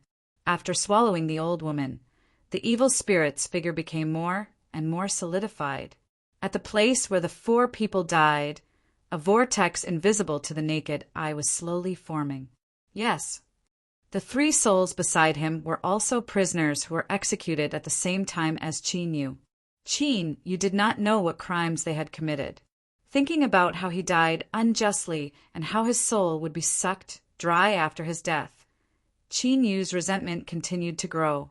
When he looked up again, he discovered that there was no longer any beautiful woman. There was only an ugly old woman with a crooked back who was grinning and waving at them. "My king, should we capture more beginner souls to carry on with the plan? Let's finish this cigarette and go." He knew that his life was over. This was the last conversation they had. After getting the same answer from Qin Yu, the square-faced man stood up helplessly, shook his head, and left. The man dragged his legs numbly into the room. Through the thin light, one could roughly see that the person who spoke was an old man with unkempt hair and a dirty face, with an unshaven beard. A middle-aged man in a white coat heard Qin Yu's movements and walked out from the house next door. In the darkness, Qin Yu vaguely heard Goatee's voice. "Prison? Why am I in prison?" After an unknown period of time, the prisoner carriage drove into a forest, and Qin Yu was also pressed down here. There was a crackling sound, like a piece of wood being thrown into a fire. Qin Yu could faintly hear the miserable screams of 3 people. However, when he saw that there wasn't even a scar on his wrist that had been cut open, his head buzzed. After reading Qin Yu's resume, the middle-aged man asked, "Is there any error in the information?" A trace of anger flashed in Qin Yu's eyes. "If I become an evil spirit, I will definitely kill that bastard." For his last meal, There were no relatives or friends. Only the old beggar who was in the same cell as him accompanied him. At this time, the old woman also discovered that Qin Yu was unusual, and the smile on her face gradually became fierce. Lu Wu was stunned. Just when Qin Yu was about to collapse, a hideous evil spirit's head slowly appeared on his soul's chest. I didn't kill anyone, therefore, in his opinion, Qin Yu had always been quibbling and had never told the truth. Uft. At this time, the old woman also noticed Qin Yu, who was standing still in a daze. She looked a little surprised. What are you thanking me for? I feel bored without you to chat with. As long as you don't mind this old man's cheap mouth, I'm fine with it. Haha. Who was this old woman? How could she capture wandering souls in hell without permission? Could it be that the survivor is one of our players, and his soul is bound by the artifact? That's why I can't drag him down. Qin Yu's eyes opened a slit with difficulty. Still quibbling. There are only your and Wu Hao's fingerprints at the scene. There is no trace of a third person. Tell me, what is your motive for killing Wu Hao? Without waiting for the old woman to respond, the evil spirit pulled her hair and pulled her away from Qin Yu. So there really is hell after death. The surroundings were gradually surrounded by blue flowers. Specks of starlight floated up from the flowers, filling the space between heaven and earth. Pa, crossing the boundary? Do you have any proof? Sangshu already had a guess in his mind, but he still answered firmly. At this time, a blood-colored formation diagram appeared in the hand of the leading immortal. Although the old beggar did not speak properly, he managed to make Qin Yu look down on his final life and death. A crisp sound rang out. Goatee was horrified to find that his soul had been knocked out of his body, and his body fell to the ground with lifeless eyes. At this time, Sangshu's heart was filled with anger and fear. Then he smiled and waved at Qin Yu again. Meow. None of your business. Qin Yu murmured to himself as he looked down at his almost transparent body. It was late at night, and only the rustling of the leaves in the wind could be heard. Ow! As the cat howled, its body disappeared on the spot and crashed into Sangshu's body. The old woman also obviously noticed that something was wrong. She immediately stopped sucking and turned her head to look. Hearing the police sirens and footsteps approaching, Qin Yu opened his weak eyes and finally felt a sense of security in his heart. He knew that he was going to be saved soon. At this time, Qin Yu had also recalled the memory of being interrogated. Thinking about how he was accused of being a murderer, Qin Yu felt a little baffled. The middle-aged doctor still had a smile on his face. All right, it's not up to me whether you killed him or not. I'm just a prison doctor.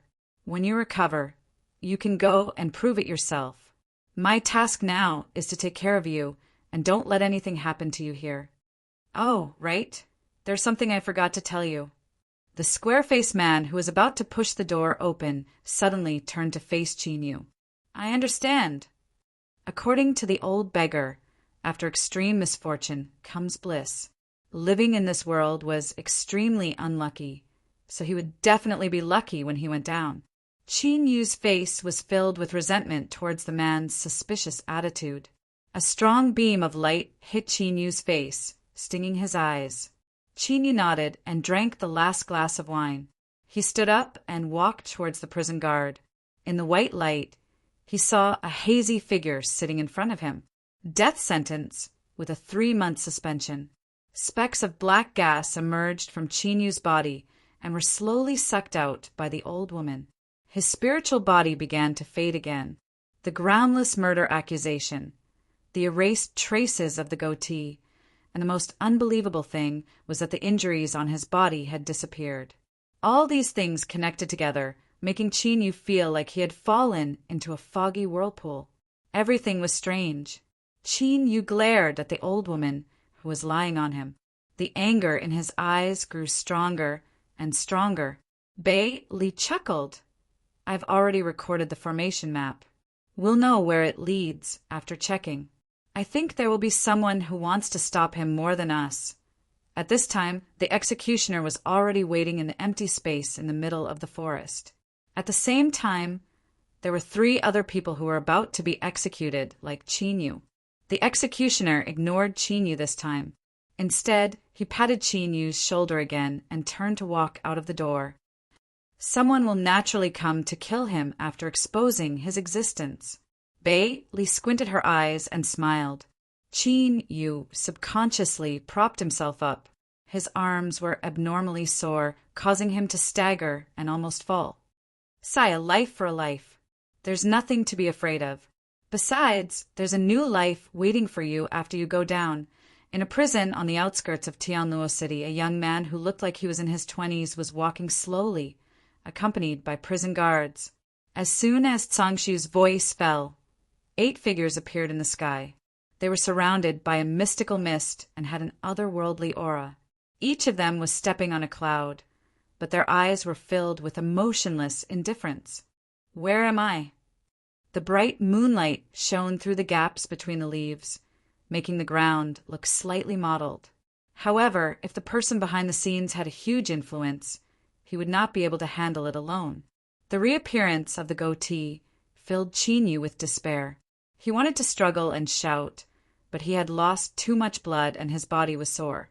He had no strength to resist and could only watch helplessly as he was dragged into the darkness of the abandoned hospital.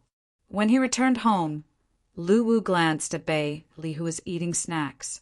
He felt helpless and extended his hand to greet her, indicating that he was back. At this moment, a faint voice was heard from afar. The melody was mellow, and the voice sounded like it was crying and complaining. What are you? Lu Wu leaped onto the sofa when he heard the voice. Chinyu, who had suddenly woken up, felt sore all over his body. The cold touch of the iron chair and handcuffs made his body shiver subconsciously. The strong sense of exhaustion made Chinyu feel even more dazed. You're awake. Chinyu felt a chill in his heart when he saw this scene. He clearly felt that something was wrong. Chinyu answered without turning his head. Of course. I'll prepare some good food and wine for you when you come back. His feet were connected by thick iron chains. Every step he took was accompanied by the sound of the chains being dragged. After that, the evil spirit fell into a deep silence. A moment later, the man walked out of the house. As he said this, Chinyu's mood was extremely complicated. However, at this moment, a figure emerged from the darkness and approached him quickly. The figure grabbed his hair and pulled him into the darkness. The goatee had no strength to resist such a strange force and was instantly sucked into Lu Wu's mouth. While Chinyu was deep in thought, the door on the other side of the infirmary was pushed open. A man carrying a long black sword on his back asked solemnly, Chin, you looked a little confused at this moment. His mind was a mess, and he could not distinguish between reality and dreams. Chinyu endured the soreness and stood up. He took off his shirt and began to check his body. Chinyu's emotions fluctuated violently, and he became much more clear-headed. Images from his memory kept coming back to him. Feeling the call of the voice, Chinyu and the 3 souls beside him could not help but show a look of anticipation on their faces. Their souls also quickly swam in the direction of the voice along with the seawater. What should we do? Lu Wu asked solemnly. Yes. Chinyu was left sitting on the bed in a daze, lost in thought. Kid, after the worst comes the best. You will definitely be lucky if you go down there. When I go down there, remember to help me. It's Wu Hao. It's Uncle Wu Hao who tied Wu Hao and me up there and killed Wu Hao. Looking at the evil spirit's face, the old woman's expression suddenly changed. The evil spirit's body surface was surging with black fog, and the outline of its body was faintly discernible. After a moment, the evil spirit suddenly let out a hysterical roar toward the sky. At this time, the man also stood up, shook his head, and sighed. Then he walked into the small house next to him. The damp and dark room covered Han Yi's already depressed mood with a layer of haze. Ah! At this time, The old woman had already pounced on Qin Yu. At the moment of contact, Qin Yu's soul became extremely stiff, as if it had been petrified. Seeing that everyone had arrived, the executioner lit a few cigarettes and stuffed them into the mouths of Qin Yu and the other three. Qin Yu still ignored the old beggar, but the old beggar crawled out from the corner and moved to Qin Yu's bedside. As he spoke, the old beggar smiled and tore off a chicken drumstick with his hand. He stuffed it into his mouth and chewed. According to our investigation, Wu Hao's uncle committed suicide 3 years ago because he could not pay off his debts due to gambling. After a moment of talking to himself, the man with the goatee took out the tri-edged bayonet from his pocket and slowly approached Qin Yu. "Yes, I want revenge," Qin Yu replied while gritting his teeth. "Yes, he is our player, and his soul has been bound by the artifact. Even if the person behind the scenes came personally, he would not be able to take his soul away." Qin Yu was dissatisfied and filed an appeal. The court gave Qin Yu this chance, but he still could not produce evidence to prove his innocence. According to the description in the myth, shouldn't he be sentenced by the judge after death? Burp. However, if he could not prove his innocence and establish evidence of murder, then Qin Yu also understood what was waiting for him. Accompanied by the sound of the iron door closing, the surroundings fell into darkness. Awake! The man waited for a moment, but realized that Qin Yu did not speak at all. Thinking that he would be sentenced to death in 3 months, Qin Yu smiled miserably. Seeing this, Qin Yu quickly turned his wrist to face himself. "Forget it. The statement will be like this for now. I have a question to ask you. Since you said that there is such a third party, do you have any evidence?" In Qin Yu's view, the old woman's smile was extremely ugly. It made him subconsciously frown and reveal a disgusted expression. At this time he felt as if his soul was being strangled by the neck, and he was about to suffocate. "Promise me one condition, and I will give you the power to take revenge." Hey, that's right. Young people should have some emotions. Don't be lifeless, even though you are really about to die. The old beggar added a sentence at the end with a poisonous tongue. When people are in a certain uncontrollable state, some things happen that even they themselves can't believe. When Qin Yu woke up again, he found himself lying on the bed, surrounded by the smell of disinfectant. During this period of contact, Qin Yu also had some understanding of this person. His situation was not much better than his. Although it was not a death sentence, he could only stay in this prison for the rest of his life. All day long, the two of them were alike haggard for their master when flowers were blooming. That's why I call him a genius for coming up with this method. Unfortunately, he does not have the help of artifacts. If he wants to collect the souls of the mortal world, he can only rely on the sacrificial array, which is undoubtedly much slower in efficiency. I guess this time, the soul transfer should be his experiment. If it is effective, then he will definitely increase the number of the sacrificial array next time. The goateed man raised his head with difficulty, only to find that there was a snow-white cat standing in front of him. The cat's green pupils were shining with a frightening light, as if it wanted to suck him in. "I originally came to check on your body, but it's just as well. Let's continue with the statement. Tell me what happened that day again." Qin Yu simply turned his body to the side and pulled up the quilt to cover his head. He did not want to continue being entangled with the old beggar. After the square-faced man left, Qin Yu was brought back to the prison cell by the prison guards. The gloomy sky was filled with dark clouds, and the blood drizzle was constantly falling. At this time, Qin Yu was floating on the boundless sea with the 3 people who had died with him. A huge suction force suddenly appeared with a faint green energy, forming a whirlpool in Lu Wu's mouth. At this time, Sangshu's figure suddenly disappeared on the spot and appeared in the sky above the main hall. As he waved his sleeves towards the sky, a huge handprint floated in the air and grabbed the thousands of blue sword rays in the sky. Qin Yu was dumbfounded when he saw that the bruises and scratches caused by the goateed man's binding had disappeared. After listening to Bei Li's explanation, Lu Wu also realized the seriousness of the situation. "I'll eat you." Lu Wu stared at the goateed man's soul floating in the air, opened his mouth, and inhaled. A tall and straight, middle-aged man with a square face walked in. This time, he had specially found a newly born primordial soul to do this in order to not be discovered by any faction. He wanted to do it quietly, but he did not expect that just as he started, he would be stopped by a faction in the dark, and even the goatee he had sent out was killed. However, even as the person involved, Qin Yu could not explain the reason. Qin Yu wanted to retreat, but his knees were firmly locked by the seawater, and he could not move at all. Born in 1995, orphan, later adopted by the Tiger Lake Orphanage in Tianluo City. Studied in XXX, graduated from XXX, and now works at XXX. "Kid, I heard that you're going to be sentenced to death?" "That's awesome." A hoarse voice came from a dark corner.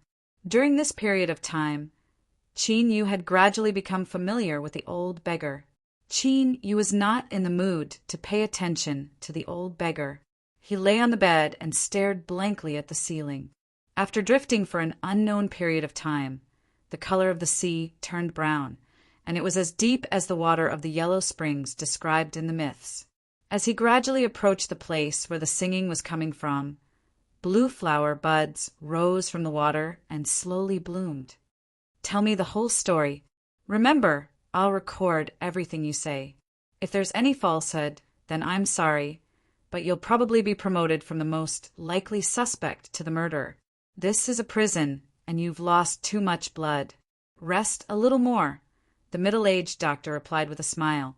On the other side of the sea, there seemed to be something attracting Qin Yu, making him want to move in that direction involuntarily. At this time, Qin Yu understood what the man meant. He was saying that he killed someone when his mental illness was acting up. At this time, he could see that the old beggar's legs were obviously twisted.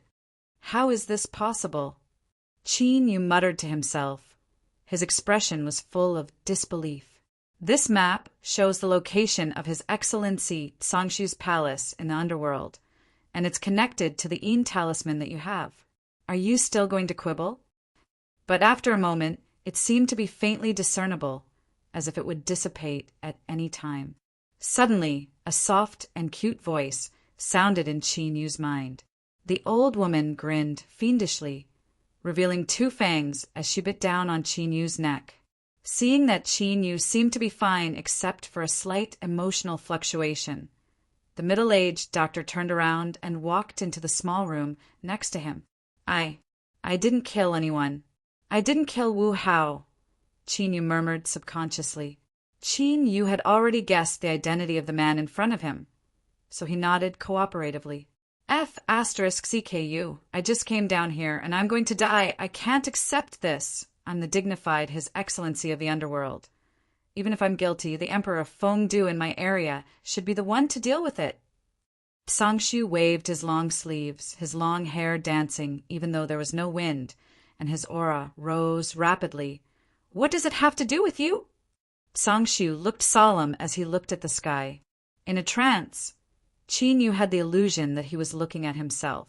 After Qin Yu sat down, the middle-aged man opposite him picked up a piece of paper and read. Under the guidance of the prison guard, Qin Yu passed through a series of iron gates and finally walked out of the prison. He got into a prison van and drove towards the execution site. Qin Yu tried to break free, but the part below his knees was firmly locked by the seawater, so he could only drift along with the waves. The cold and emotionless blood-red eyes stared at Qin Yu, but Qin Yu was not afraid. Instead, he felt a sense of kinship from the evil ghost, as if they were connected by blood. "Very well, Qin Yu, this is the third time. I'll ask you again, did you kill anyone?" Special article, Friends from the Heavenly Realm. This is the land of Sangshu from the underworld. Why have you come? Do you think you're unlucky? The old beggar continued to prattle on. It's done. Qin Yu immediately woke up from his state of obsession. Do you want to live? Do you want to have the power to take revenge? Sangshu's expression changed when he felt the surging aura outside the hall, and the man with the sword beside him was even more terrified. Bailey nodded. I saw it, and I already know what he wants to do. He's not a simple person. What a pity. The man looked at Qin Yu's wrist carefully, and his expression became a little strange. Qin Yu sat on the iron chair opposite the desk skillfully, and looked up at the square-faced man wearing a police badge in front of him. He laughed at himself, but did not say a word. Isn't this similar to our artifact? Lu Wu was a little shocked when he heard it. I didn't have *King kill anyone. I didn't kill Wu Hao. Qin Yu immediately said angrily. However, compared to Qin Yu, the other 3 people were obviously in a daze, as if they had lost something and were moving forward along with the waves. Continue with the plan. Contact Sun Shadow, Crocodrogon, and Finshui. Ask them to send their most elite subordinates to gather at my place. Since I've been discovered, there's no need to hide it anymore. I've been planning this for 10,000 years, and since it started, how can I stop it? Only a few people knew about this, and Sangshi was confident that those people would never betray him. The woman he loved the most in his life had been imprisoned in the depths of the dungeon, and it was impossible for her to betray him either. Qin Yu felt an inexplicable sadness when he heard the voice, and he felt a sense of familiarity towards this voice from the bottom of his heart. How is this possible? It was clearly cut open at the critical moment when the military knife was about to pierce Qin Yu's neck. A figure suddenly appeared beside Qin Yu. The evil spirit did not answer, and its bloody mouth suddenly expanded, shoving the old woman's head into its mouth.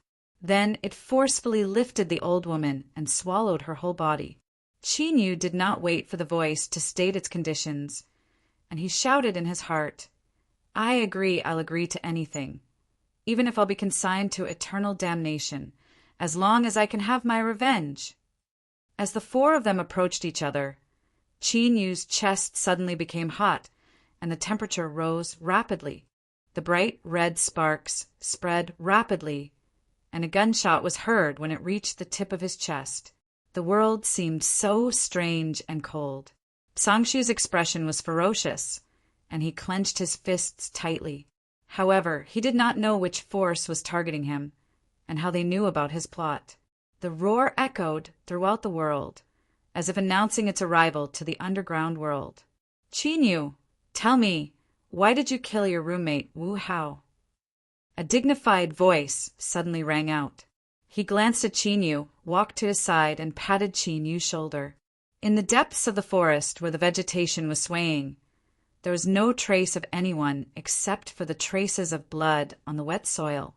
The midnight bell rang, and 2 fully armed prison guards opened the metal door. Sangshu's expression revealed a hint of worry when he heard that.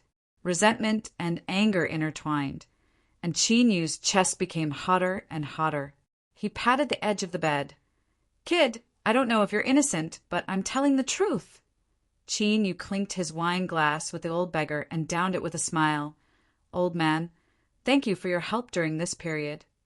She lifted the glass lamp, and a black mist emerged from her mouth and pounced at Qin Yu. Qin Yu could vaguely hear the man telling the doctor something about needing a psychiatric examination. No, kill, human. Qin Yu glared at the man and said through gritted teeth. The voice sounded like a newlywed woman who was alone in her boudoir, calling for her husband who had left home.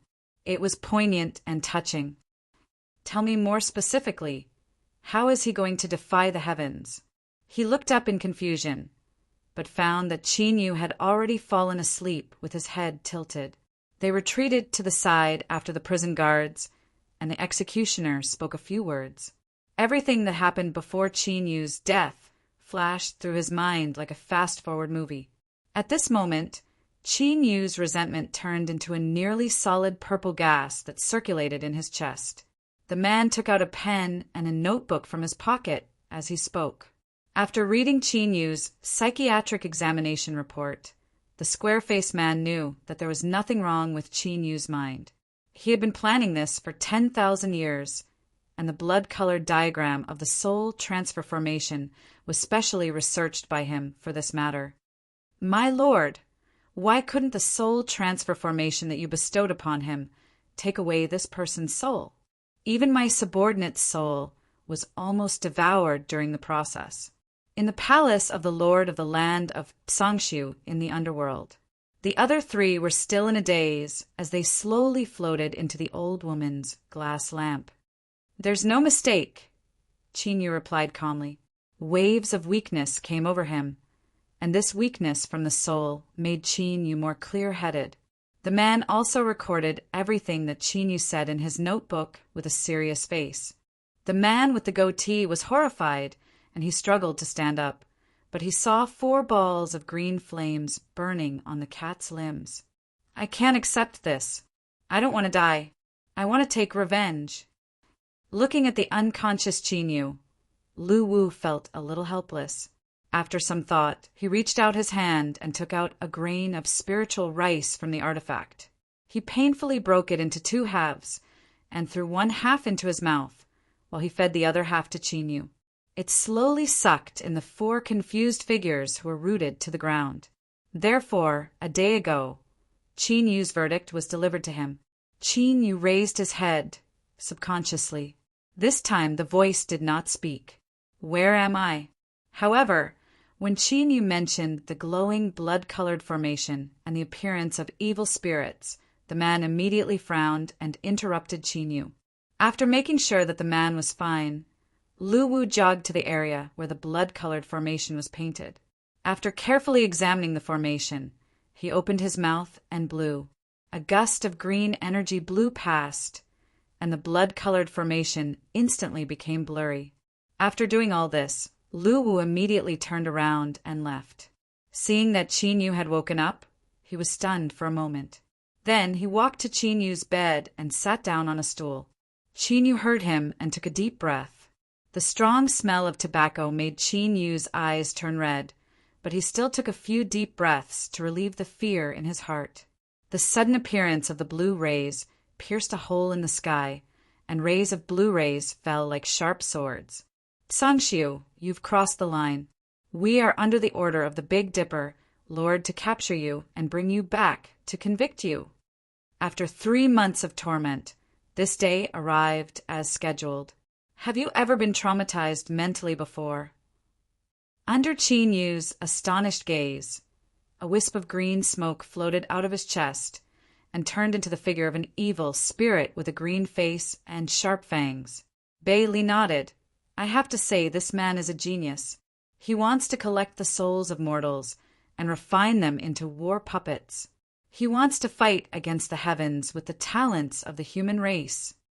Looking at the beautiful face, Chinyu could not help but tremble. A sense of guilt welled up in his heart, as if he was the heartless lover who left the lady in front of him alone in her boudoir. Since Chinyu's consciousness was clear, the calling disappeared, and his body stayed where it was.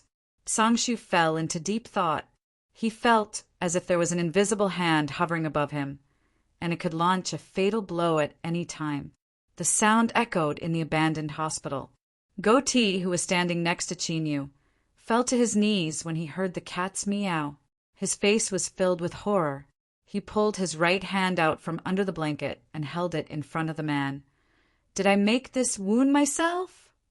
Chinyu clenched his fists uncontrollably. He sat paralyzed on the bed with mixed feelings, and his thoughts were in a mess. What should we do? The man with the sword looked solemn. Isn't this hell? But why is Battle Online's attribute panel here? Under the supervision of the prison guards, Chinyu's hands were tied and pressed to the center of the open space. The room was not big, and the furnishings were simple. There were only 2 chairs and a desk. Chinyu felt exhausted when he thought of the things he had experienced recently, no matter how strong his mental endurance was. The meal before the execution was very sumptuous. It was commonly known as the beheading meal.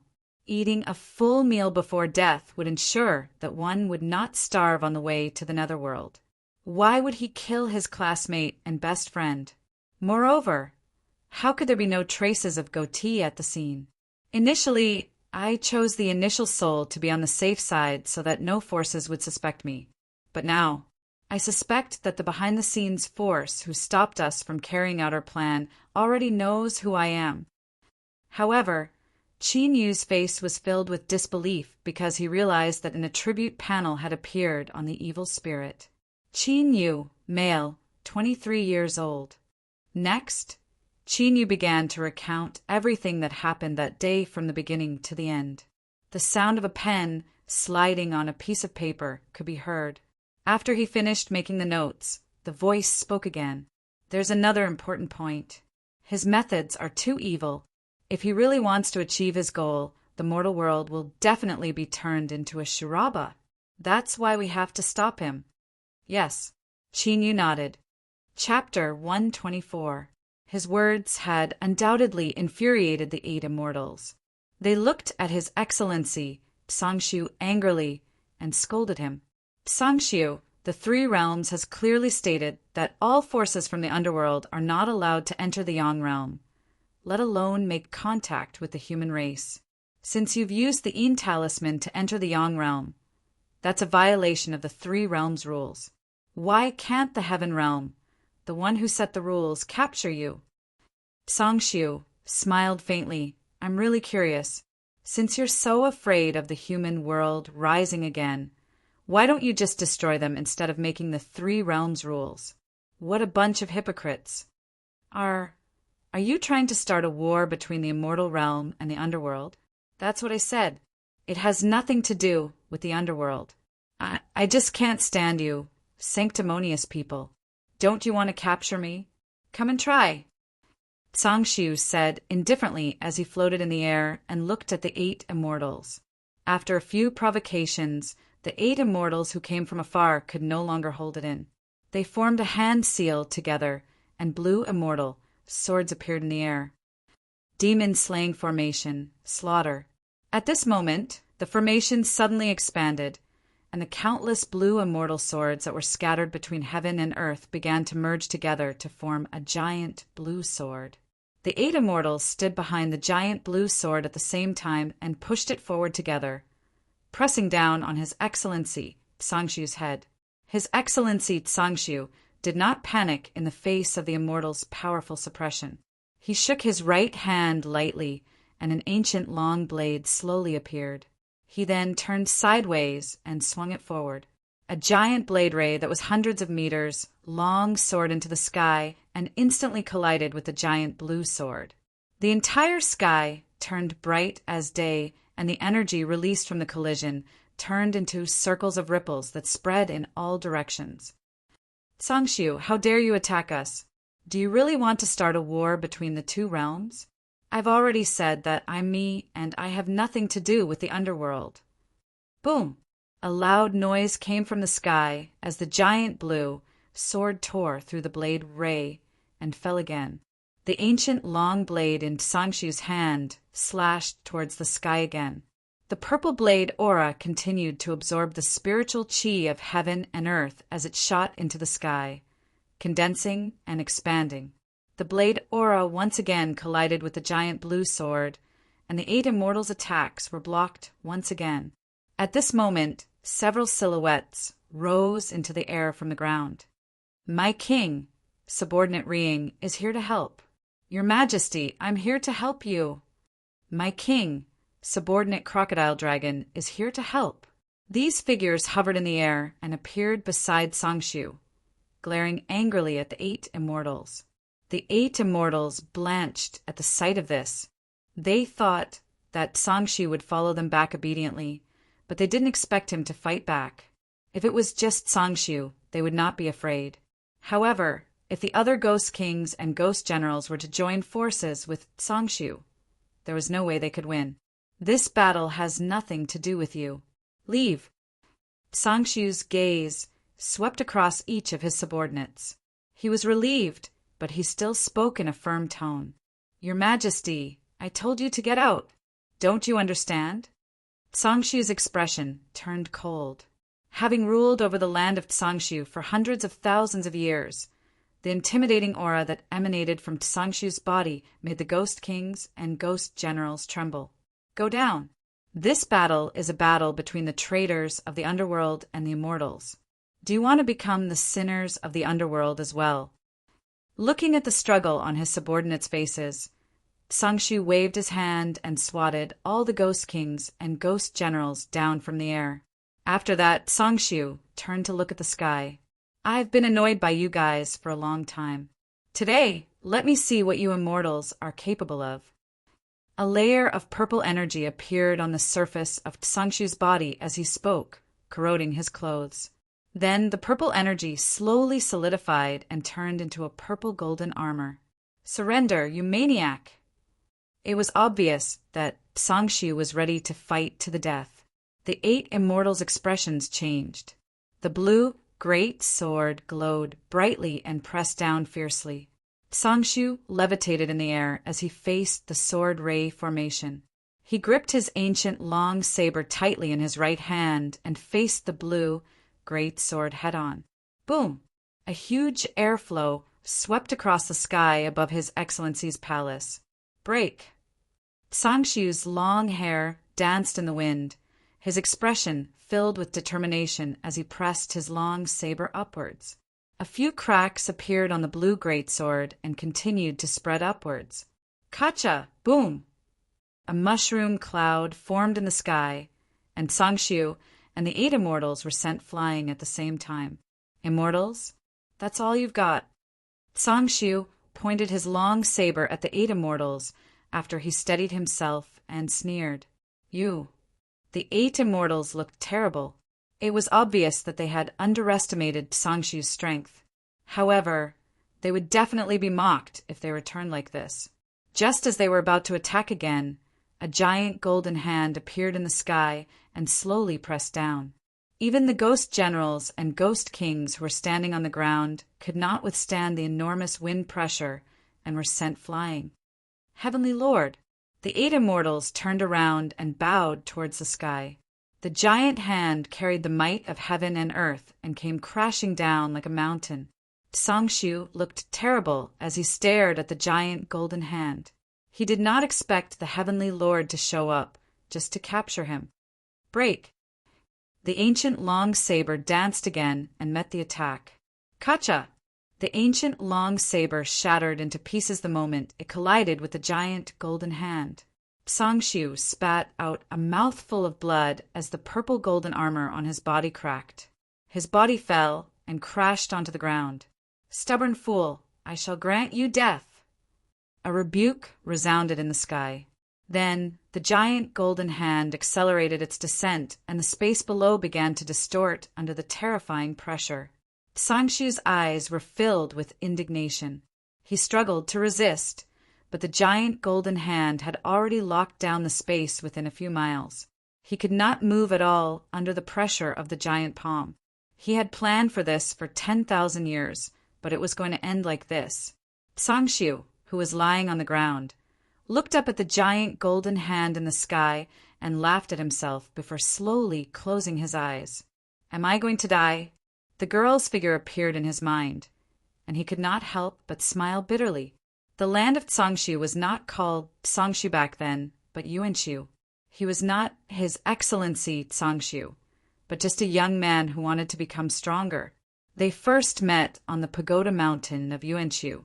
At that time, she was dressed in rags and hiding in a tree hole, shivering and looking at the world with a strange gaze. Sangshu, who happened to meet her, only gave her some food out of sympathy. He did not expect the girl to cling on to him, and he could not get rid of her no matter what. She told Sangshu that her name was Xian Ku, and that she came from the heaven realm. Her parents forced her to cultivate every day, and she could not take it anymore. So she secretly passed through the psychic door between the heaven realm and the underworld and came to the underworld. In the end, she ended up on the pagoda mountain, which was filled with wild beasts. However, she had never cultivated properly and was weak, so she could only hide in a tree hole to protect herself. At that time, Xian Ku was a naive girl who could not even defeat a wolf. Her days in the pagoda mountain were basically spent in a corner. She would go out and fight whenever she encountered a beast that she could defeat, and run away if she could not. If it was not for Sangshu, Xian Ku felt that she might have starved to death. However, This encounter was an unending love that lasted for 100,000 years. He kept the secret that she came from the heaven realm for Xian Ku, and she gradually fell in love with this man who was passionate about cultivation. Growth, bonds, and feelings grew in both of their hearts, and they grew stronger and stronger. However, Sangshu did not admit his feelings at that time. To him, cultivation was more important than anything else, and he ignored Xian's declarations a few times. He even rejected her coldly.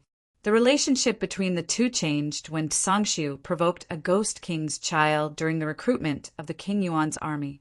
He was beaten to the brink of death and almost lost his life. It was also at that time that Sangshu became even more determined about the importance of strength, and he became obsessed with becoming stronger to change his fragile fate. Xian Ku saw Sangshu's change, and she supported him silently in her heart. However, the path to becoming stronger was undoubtedly difficult. He wanted to rely on the power of the King Yuan's army, but he needed resources and power in addition to hard work. Sangshu was not flexible at that time, and he ran into obstacles everywhere. He was often bullied, and he was on the brink of death a few times. If it was not for Xian Ku taking care of him, he would have died a long time ago. Xian Ku's mentality gradually changed when she saw Sangshu return with wounds all over his body. She knew that Sangshu would really die if he continued like this. However, Sangshu did not listen to Xian Ku's advice at all. He stubbornly insisted that the path to becoming stronger would always be filled with hardships, and as long as he could overcome them, he would be able to become strong. It was under those circumstances that Xian Ku made the decision to sacrifice herself for Sangshu. In the days that followed, people gave him cultivation methods, and no one in the army dared to bully him anymore. Everything changed. His path was smooth, and with his firm determination to become stronger, Sangshu slowly became a ghost general in the land of Yuanshu from a small soldier. However, when Sangshu finally obtained the power he wanted, he suddenly felt empty in his heart, as if he had lost something important. At that moment, Sangshu faced his heart and realized that he had fallen deeply in love with the woman who had been hiding behind his back and sacrificing herself for him. He could not suppress his love and went to look for her, telling her that he wanted to marry her. This time, she rejected him, saying that she was not good enough for him and that she no longer loved him. Fate was unpredictable. Just when Sangshu realized that he loved her deeply, she wanted to leave him. At that time, Sangshu was very confused and did not know what he had done wrong, until one day he met Xian Ku again in the mansion of a ghost king. Only then did he realize how much this woman had sacrificed for him behind his back. He regretted, he hated, and he was in despair. However, nothing could be changed. Sangshu drowned his sorrows in alcohol. He drank for 3 days and got drunk for 3 nights straight. 3 days later, Sangshu killed his way into the Ghost King Palace alone with a sword in his hand, swearing to take back the woman he loved from the Ghost King. That time, Sangshu was covered in wounds again, and the woman knelt on the ground with tears in her eyes, begging the Ghost King. Sangshu's life was saved in the end, and he was once again motivated to become stronger. This time, it was for no other reason than to take back the woman he loved. Step by step, from a ghost general to a ghost king, and then to His Excellency Sangshu. He really did it, and he killed the ghost king with his own hands. That day, thousands of creatures from the land of Sangshu came to congratulate him, but the woman was still unwilling to marry him. Even when he personally put on her red makeup and put on a flower crown, she said, "How can I be worthy of you, His Excellency Sangshu?" At that moment, Sangshu angrily questioned her why. "I'm His Excellency Sangshu now. Am I not qualified to marry you?" The woman smiled sadly. "How can I be the His Excellency Sangshu if I don't have my lips for thousands of people to taste?" Their love that had lasted for 100,000 years was still fruitless in the end. In the end, Sangshu found out that the woman had an immortal body, but she had been staying in the underworld for tens of thousands of years. Her immortal source had been exhausted, and she did not have much time left. Therefore, she did not want to be a burden to him, and just wanted to leave quietly. Sangshu, who knew about this, searched for spiritual materials like a madman, trying to save the woman's dying life. The spiritual materials were indeed effective, and they prolonged the woman's life. However, it was the last burning of a lamp, and it seemed like her fate could not be changed. Sangshu was in despair when he still could not find any spiritual medicine that could save her throughout the land of Sangshu.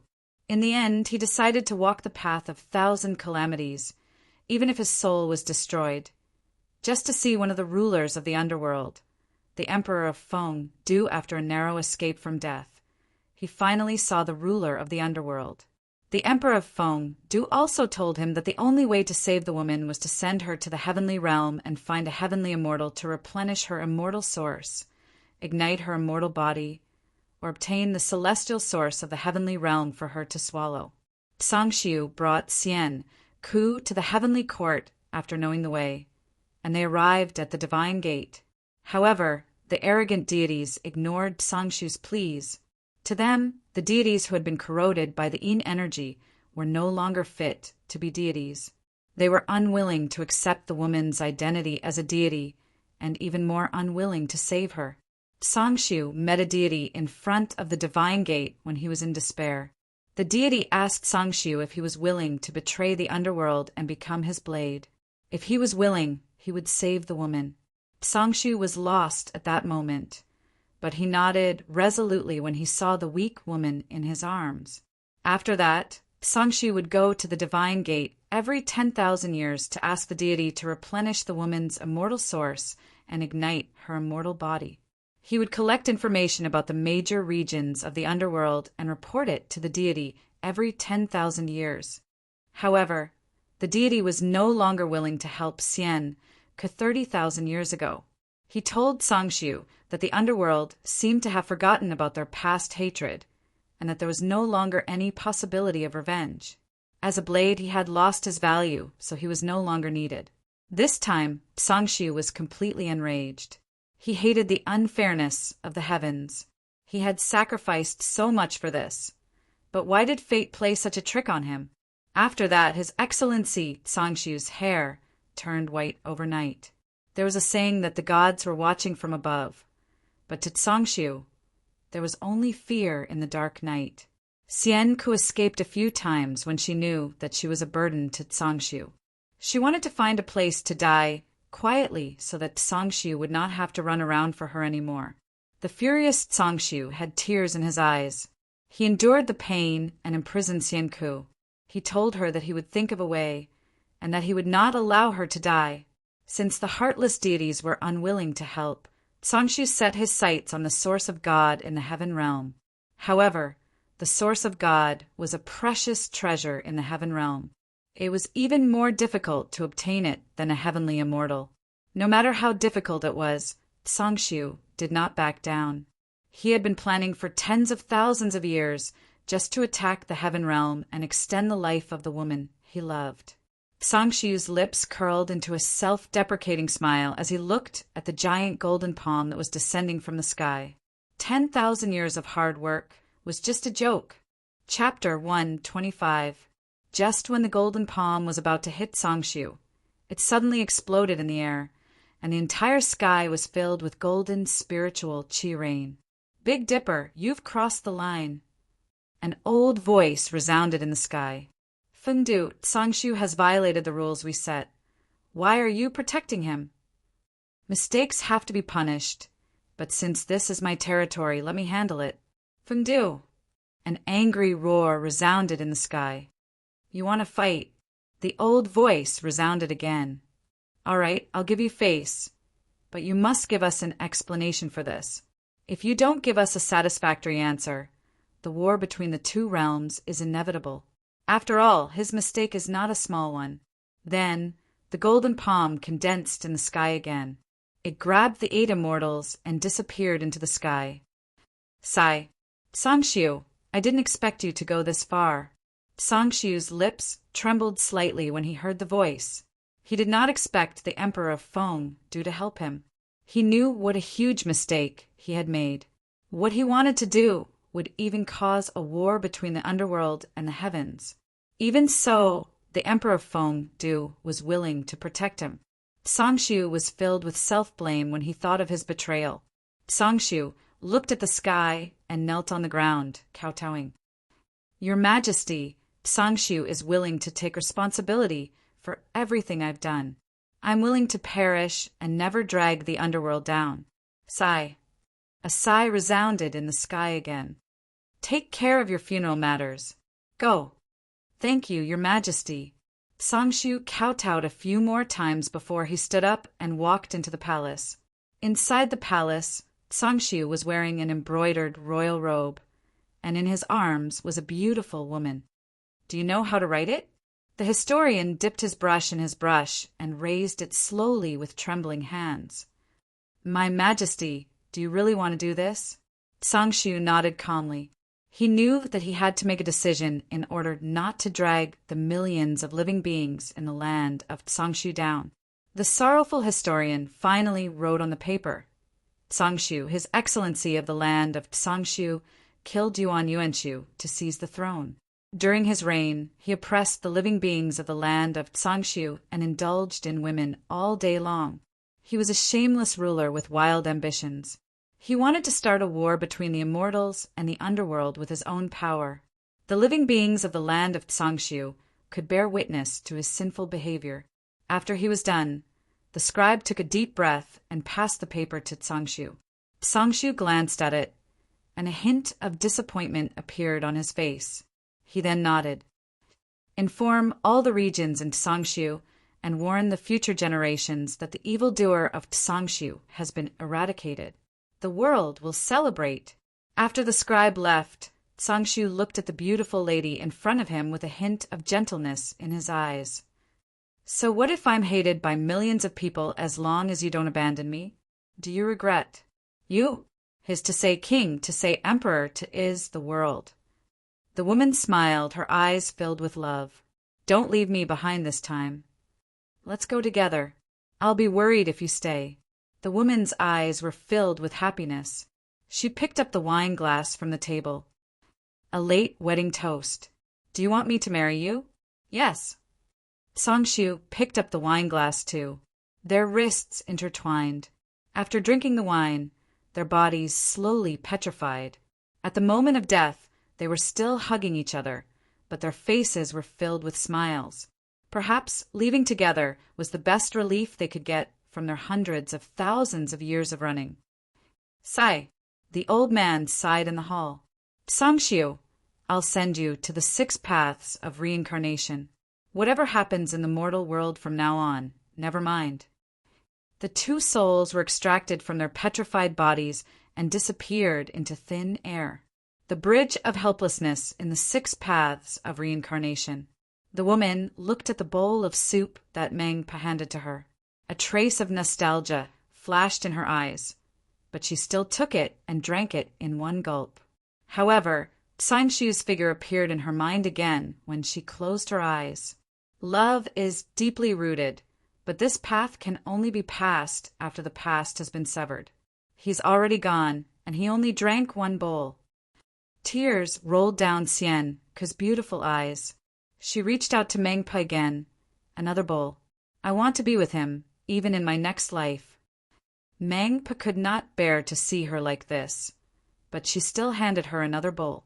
Xian suddenly crouched by the bridge and cried after drinking the water. I still can't forget him. Mengpa sighed as she looked at the crying Xian Ko. Forget it. I'll help you forget him. A ball of pure water spirit appeared in Mengpo's palm, and she handed it to the crying Xian Ku. Drink it. You'll forget him once you drink it. After Xian drank the pure water of the river of forgetfulness, she slowly stood up and walked forward woodenly. However, for some reason, tears flowed down from her eyes. She felt like she had lost something important, but she could not remember what it was. A figure appeared next to Mengpa. He looked at the woman's retreating figure affectionately until she disappeared. Have you decided? Mengpa looked at Sangshu and asked, This is all my fault. If I were to be thrown into the 6 paths of reincarnation, it would be no different from pardoning me. I've already made a mistake, and I'll take responsibility for my actions. I can only atone for my sins by destroying my soul. I don't want to drag the Emperor of Fengdu into this, and I don't want to start a war between the two worlds. Mengpa could not help but let out a long sigh as she looked at Sangshu's determined face. She opened the gate of forgetfulness under the river of forgetfulness. Sangshu will no longer exist in this world, but I, Mengpa, will remember you. Sangshu nodded and walked towards the gate of forgetfulness. Mengpo's voice rang again, just as Sangshu's figure was about to be devoured by the gate of forgetfulness. 100 lifetimes of bad karma, Sangshu. I'll help you awaken the memories of your past life and take a look at your past love. This is the last thing I can do. The light in front of him grew brighter and brighter. At the last moment, figures appeared one after another. Sangshu could not help but cry as he saw his 100 lifetimes of reincarnation. So, she was always by his side. In my first life, I was the king. Even though I ruled over the world and created a picturesque landscape, I was still no match for the cinnabar in her eyes and peerless elegance. In my second life, I was the general. Even though I spent half my life in glory and rode on horses, I was still no match for her black hair and flowery smile.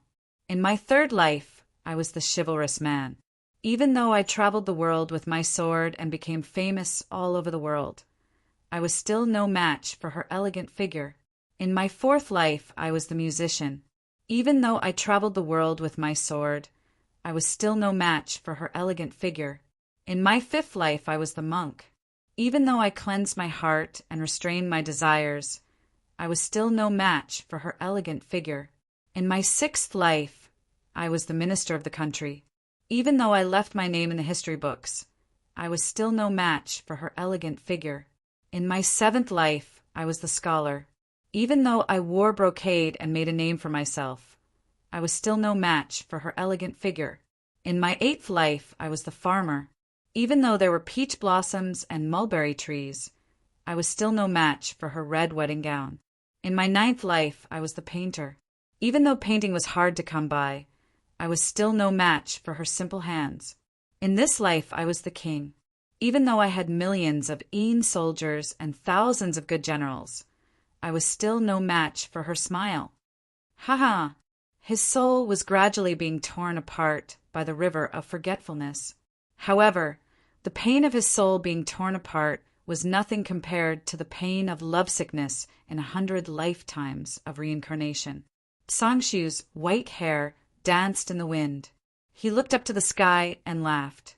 His laughter was filled with the pain of lovesickness for 100 lifetimes. In the end, the bad karma ended in this life. At the very last moment when his soul was torn apart, Sangshu's face was still filled with reluctance. Chapter 126.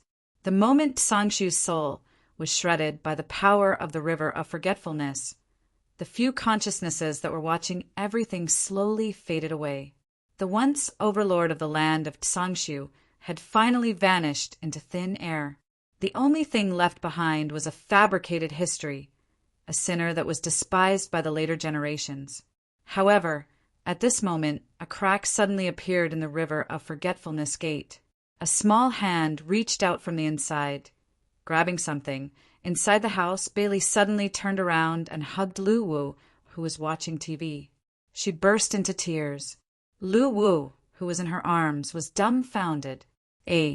Wu, the person behind the blood-colored formation, is dead.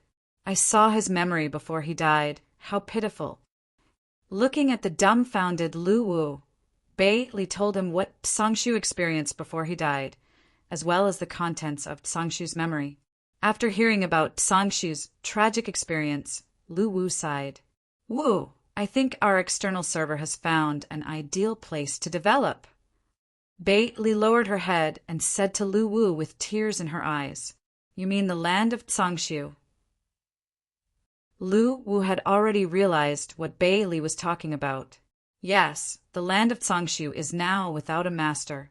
It won't be too difficult for the players to develop here.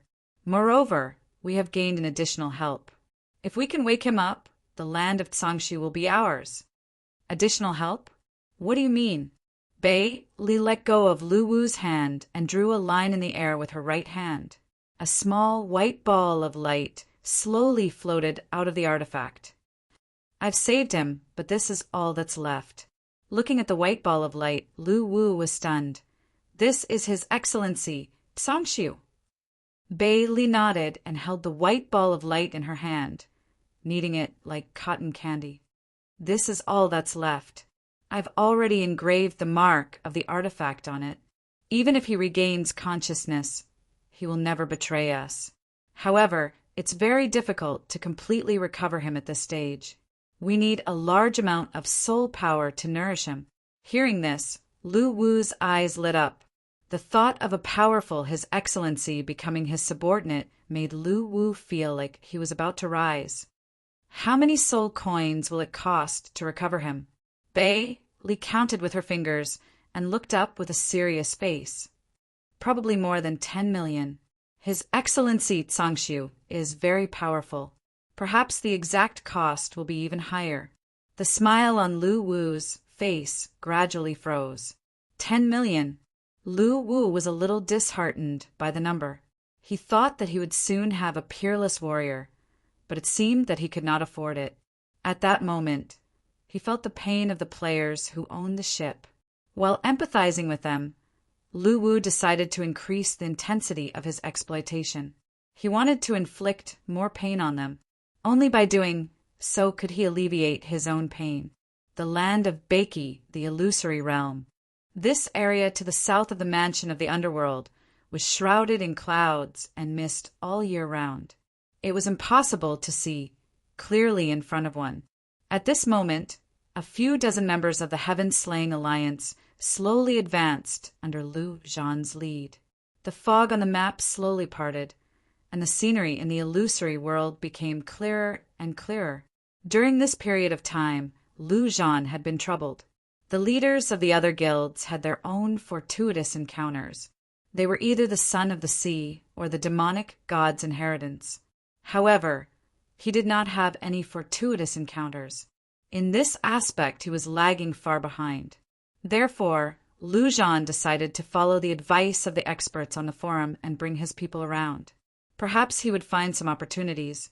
The reason why he chose the illusory realm shrouded in thick fog this time was because there were not many players exploring this area. There might be a lot of unexplored resources. After walking for about half an hour, Lu Zhan and the others still found nothing. They could not help but feel a little annoyed. However, at this moment, a huge black shadow suddenly appeared in the thick fog. Its scarlet eyes stared at Lu Zhan and the others through the thick fog. Roar! Waves of fishy wind blew, startling Lu Zhan and the others. This is the place where the immortal king secluded himself. You, ouch! The voice of the shadow that was hit by the stone changed suddenly. It was no longer domineering, but childish like a child. You! Before he could finish his sentence, Lu Zhan picked up another stone and smashed it on his body. How dare you scare me? I'm not afraid, even if you're the demonic god. Upon seeing this, a few subordinates followed Lu Zhan to pick up stones and smash them on the black shadow. Stop! Stop! Stop! Let's talk this out. Don't fight. The childish voice came again. The huge black shadow shrunk and the thick fog dispersed. Big Goose? Lu Zhan looked at the snow-white celestial crane in front of him in shock. It's a celestial crane. A celestial crane. Tong Gua defended himself angrily. Smack!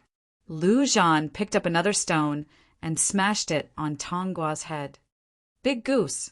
This time, Tong Gua did not dare to resist. He only protested silently with resentful eyes. Big Goose, why can you speak? Lu Zhan asked curiously. Tong Gua was filled with grief and indignation. He felt that he was being bullied by such a weak creature. When the king of Beiki was still around, he was considered a ghost king and was respected by the people. However, he was now living such a miserable life. It was so upsetting. Smack! Another stone smashed on Tong Gua's head. Our boss is asking you a question. Tong Gua glanced at Lu Zhan and the others with resentful eyes again. There's no opportunity. This is an illusory realm. I'm the only one here. Smack! I'm going to kill you all. Tong Gua, who was smashed again, could not stand it anymore. He flapped his wings and rushed forward. Smack! Smack! Smack! Tong Gua was surrounded by a few people from the Heaven-Slaying Alliance. He lay on the ground, barely breathing. Big Goose, are you still not going to tell me the truth? You're so weak that you can't even fly. How dare you call yourself a Ghost King? I already despise your clumsiness as my mount. Don't you think you're too arrogant just because you've occupied an area of Beiki? Obviously, Lu Zhan and the others did not believe that such a weak Big Goose could be a Ghost King. After all, even Chana, who was at the Ghost General level, was terrifyingly powerful. The strength of the rock boulder was something that the players could not fight against at this stage. Lu Zhan and the others would never believe that this crane was a Ghost King. Tong Gua's eyes were filled with tears. He felt like he had nothing left to live for. When the King of Beiki was still around, he treated Tong Gua as a distinguished guest. He even made Beiki's illusory realm his own territory and named him Tong Gua the Ghost King. However, he was now despised by others, even as a mount. I'm so angry. Tell me, what kind of opportunity is there in this illusory realm? I'll spare your life if you tell me. Lu Zhan threatened as he slowly lifted Tong Gua's neck. However, at this moment, a brilliance flashed across the crane's body. The artifact's analytical data appeared. Tong Gua the Ghost King, the ruler of the illusory realm, the incarnation of the strongest guardian spirit in the land of Beiki. His strength has reached the peak of the Ghost King realm. Specific information. Note: this creature is extremely dangerous. Players are advised to stay away from it. Lu Zhan and the others were dumbfounded when they saw the data that suddenly appeared. Extremely dangerous. Lu Zhan shook Tong Gua in his hand as he spoke. He still could not believe it. Meanwhile, Tong Gua was flapping his wings. His eyes were white, and he looked like he would suffocate to death at any time. It's indeed quite fierce. Chapter 127. Lu Zhan and the others looked at each other when they saw Tong Gua the Ghost King lying on the ground, panting heavily. Boss, this is a Ghost King. Will we be able to level up by a few hundred levels after killing him? Or will he drop some precious spiritual materials? This is a great opportunity. Lu Zhan's heart raced when he heard his subordinate's words. He felt that he had encountered a great opportunity. Although this Ghost King was pitifully weak, its value was still there. It could be said that it was a moving treasure trove. Wait. Although he did not know what they meant by leveling up, Tong Gua, who was panting, swallowed his saliva when he heard that they were going to kill him. He quickly raised one of his wings and gestured for them to wait. However, Lu Zhan and the others did not move at all. They approached him slowly with their swords. This scared Tong Gua the Ghost King out of his wits. He lay on the ground and shivered, exuding the aura of a weakling. No, we can't just kill him like this. We can show off in the forum and increase the popularity of our guild. Lu Zhan, who was about to attack, suddenly thought of something and quickly stopped his subordinate, who was about to pounce on Tong Gua. What's wrong, boss? The guild member asked in confusion.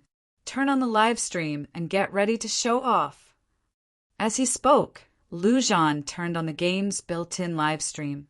Soon, a title with a title. After 8 hours of tough battle, Slayer Alliance defeated the first top-tier Ghost King in the whole server. The live stream video appeared on the official platform. The title was indeed attractive. Soon, a large number of players flooded in. Crayon_Shinchan. Those who use the title will die a horrible death. That's right. I'm just here to argue. If I don't make you cry, I won't be as awesome as I used to be. Laughing emoji. Assassin_Creed.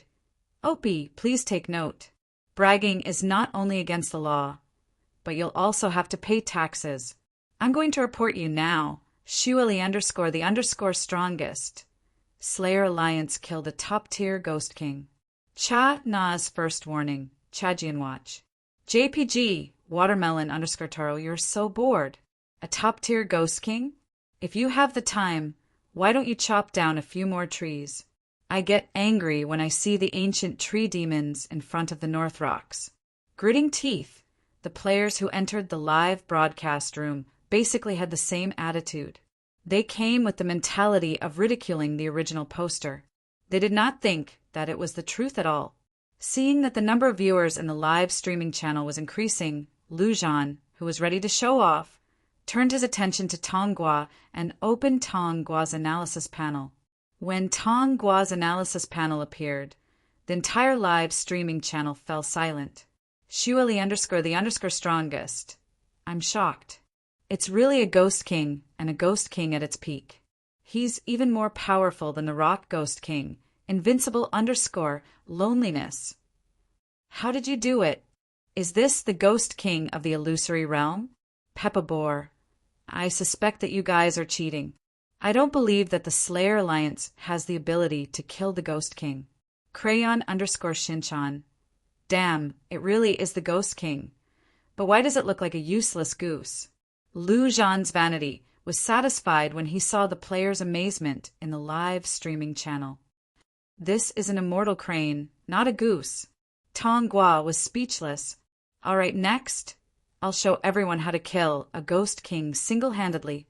In order to create the effect of the show, Lu Zhan did not kill Tong Gua with a single blow. Instead, he strangled Tong Gua's neck and placed his broadsword on Tong Gua's neck. Meanwhile, he kept his eyes on the number of viewers in the live streaming channel. Tong Gua struggled with all his might in the face of impending death. However, his strength was weaker than the wandering soul's, so he could not break free from Lu Zhan's strangulation.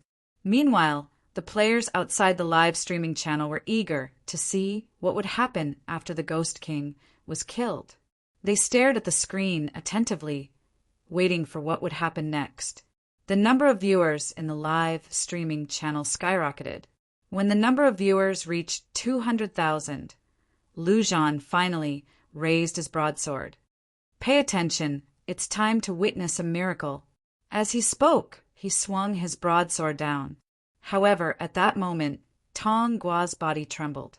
A green stream of light emerged from his body and quickly covered his entire body. Lu Zhan's broadsword bounced off the moment it hit Tong Gua. Lu Zhan was also thrown away by the tremendous force.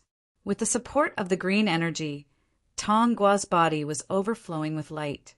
The despair on his face had turned into surprise. Aha, my ability is back. There was an uproar outside the live streaming channel.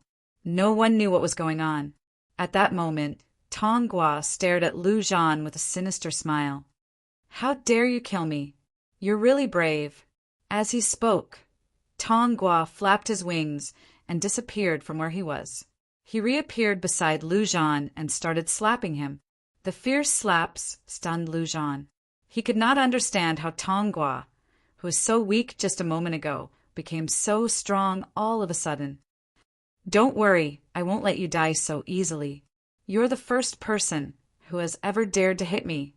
Upon hearing this, Lu Zhan, whose face was swollen and bruised, wanted to cry but had no tears. Tong Gua's wings slapped him again. Seeing this, the players outside the live streaming channel were all gloating over Tong Gua's misfortune. Crayon_Shinchan, why are you showing off? Isn't it good to be alive? Laughing emoji. Shuali_strongest. I'm dying of laughter. Boss, you're the first boss in this forum to get slapped in the face in a live streaming channel. Little Sister Rong, my respect. Strike_gold. We're both guild masters. I shouldn't have laughed, but I don't know why I couldn't help it. Ha ha ha. Don't blame me, Brother Lu. Peppa_Boar. There's an old saying that you'll be struck by lightning if you show off. It's true, this slap in the face is loud and clear. Watermelon_Taro, screenshot emoji. This swollen face has been included in my battle emoji collection. Laughing emoji. A_Mammoth. I laughed so hard while I was eating. I'll ask Guild Master Lu Zhan if he'll pay for my meal. Laughing emoji. Poverty makes me trash. I think this scene should be recorded in the history of battle. Laughing emoji. At that moment, Lu Zhan was in despair. Not only did he fail to show off, he was also beaten up by the big goose. He felt so embarrassed. What made him even more desperate was that although the big goose kept slapping him in the face, its HP was dropping very slowly. Lu Zhan suspected that it would take a long time for it to slap him to death. Lu Zhan could not help but beg for mercy. Brother, please stop. Let's talk this out. Tong Kei's eyes flashed with a hint of joy when he heard that. He thought to himself, revenge has just begun. How can I stop? He immediately slapped Lu Zhan's head to the side. Talk this out? I don't like to talk. I like to solve everything with violence. As he spoke, he flapped his wings faster and turned into a phantom. Lu Zhan's head gradually became blurry due to the rapid slapping. I'll beat you to death. I'll beat you to death. While slapping, Tong Kei provoked Lu Zhan verbally from time to time, causing both psychological and physical damage to him. Meanwhile, the guild members were scared out of their wits. They had no intention of helping Lu Zhan. They even had the urge to run away. However, as he slapped, Lu Zhan suddenly realized that the strength of the big goose's slapping was getting weaker and slower. Most importantly, the layer of green energy on the surface of the big goose's body was slowly fading away. Lu Zhan was not the only one who noticed that something was wrong. Tong Gua seemed to have noticed it as well. While slapping, his expression gradually became awkward. I'll beat you to death. Brother, don't move. Let me help you up. Tong Gua was about to pull Lu Zhan up from the ground. Chapter 128. Naturally, Lu Wu and Bei Li had noticed Lu Zhan's encounter with Tong Gua. Lu Wu and Bei Li were also stunned by Tong Gua's embarrassing performance. Thinking of this, Lu Zhan immediately slapped Tong Gua to the ground. He then bent down to pick up his sword and approached. Ahem, listen carefully. I'll read one sentence, and you'll say one sentence. 500 words were omitted. After some thought, Lu Zhan put away his weapon and rolled up his sleeves. He was ready to take revenge on Tong Gua before completing the mission. Lu Wu and Bei Li were looking at Tong Gua the Ghost King with disdain. Tong Gua the Ghost King was confused. In order to survive, he immediately followed Lu Zhan's words. But he felt that something was wrong. When he read the last few sentences, Tong Gua's face was filled with grief and indignation. The viewers in the live streaming channel were speechless. Bei Li gathered a huge hammer in her hand and smashed it at Tong Gua. She smiled and murmured, "Ah, I'm killing a crane. Help. A crane can be humiliated but not killed. You can hit me, scold me, and insult me, but please don't kill me." Tong Gua raised his head and screamed, "Little Li says hello to you, Tong Gua the Ghost King." In the artifact space, "Big Goose, why are you so weak now?" "I'll say hello to you, Big Goose."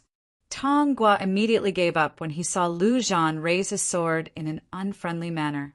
Lu Wu was speechless. Sure enough, to Bei Li, the biggest grudge was the grudge of someone stealing her food. Lu Wu immediately recorded this important incident in his mind in case he made the same mistake in the future. Brother, no discord, no concord. We're even now. We'll be brothers from now on. Don't worry. I'll definitely help you if you need my help in the future. My name, Tong Gua the Ghost King, is definitely useful in Beiki. The reward of this mission was very generous, especially the custom-made weapon of epic level. Lu Zhan was very tempted. Yo, it's Little Li. Come and greet me. At this moment, the players suddenly felt that Big Goose was a disgrace to the other Ghost Kings. Tong Gua was speechless. Big Goose, do you want to live? Lu Zhan raised his sword and threatened Tong Gua. However, Bei Li waved her hand. The artifact condensed a ball of soul power in the air and flowed into Tong Gua the Ghost King's body. Lu Zhan felt that something was wrong. after careful consideration. His expression gradually turned ferocious. Lu Zhan also received the mission completion notification. It's better to live than to die. Tong Gua comforted himself while feeling grief and indignation. However, after waiting for a while, Tong Gua, who did not feel any pain, quietly opened one of his eyes and found Lu Zhan standing on the same spot with a conflicted expression.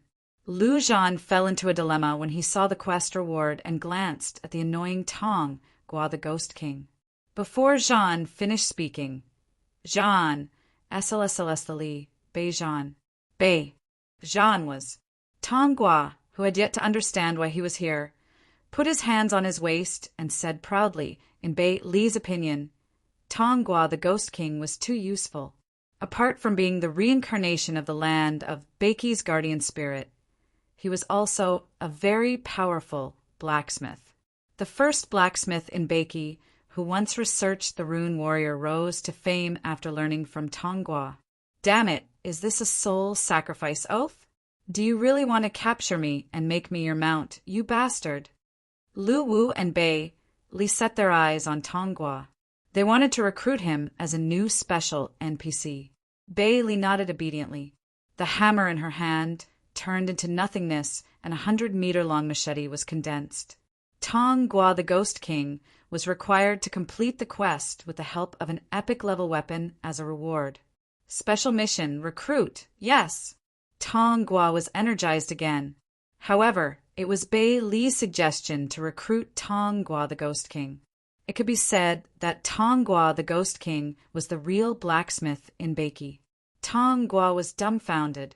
However, he kept nodding his head as he was afraid that Lu Zhan would regret it. Lu Zhan was stunned. However, he did not care about the soul sacrifice. He rolled up his sleeves and waved his fist at Tong Gua, who was lying on the ground. Tong Gua's face turned pale when he heard Bei Li's question. Slap. Weren't you very arrogant just now? Where's your arrogance? Lu Zhan rubbed his swollen face after regaining the upper hand. His killing, intense sword. Tong Gua, who was pulled back from death, quickly waved his hand. He knew that the big white goose seemed to have lost its magic power again and became a weak chicken. At this moment, a crack formed above Tong Gua and sucked him in. Lord Tong Gua, the Ghost King, do you need me to do anything else? However, Lu Zhan felt that he had suffered a great loss if he let this big goose go. The strong and majestic image of the Ghost King standing on a boulder was wiped out by Tong Gua's coquettish shout.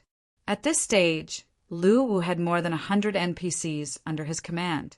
However, their ability to create weapons was limited. Other than a fixed template of weapons that could be condensed directly by soul power, they could not create a difficult personal weapon. Mission reward: 10,000 bound soul coins, a custom-made epic level weapon, level 50. Do you have a grudge against him? Lu Wu asked softly.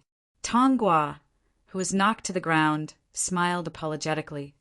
All right, recite it with me. I'll let you live once you're done. Lu Zhan's eyes flashed with a smile. Under Lu Wu's persuasion, Bei Li finally dispersed the 100-meter-long sword.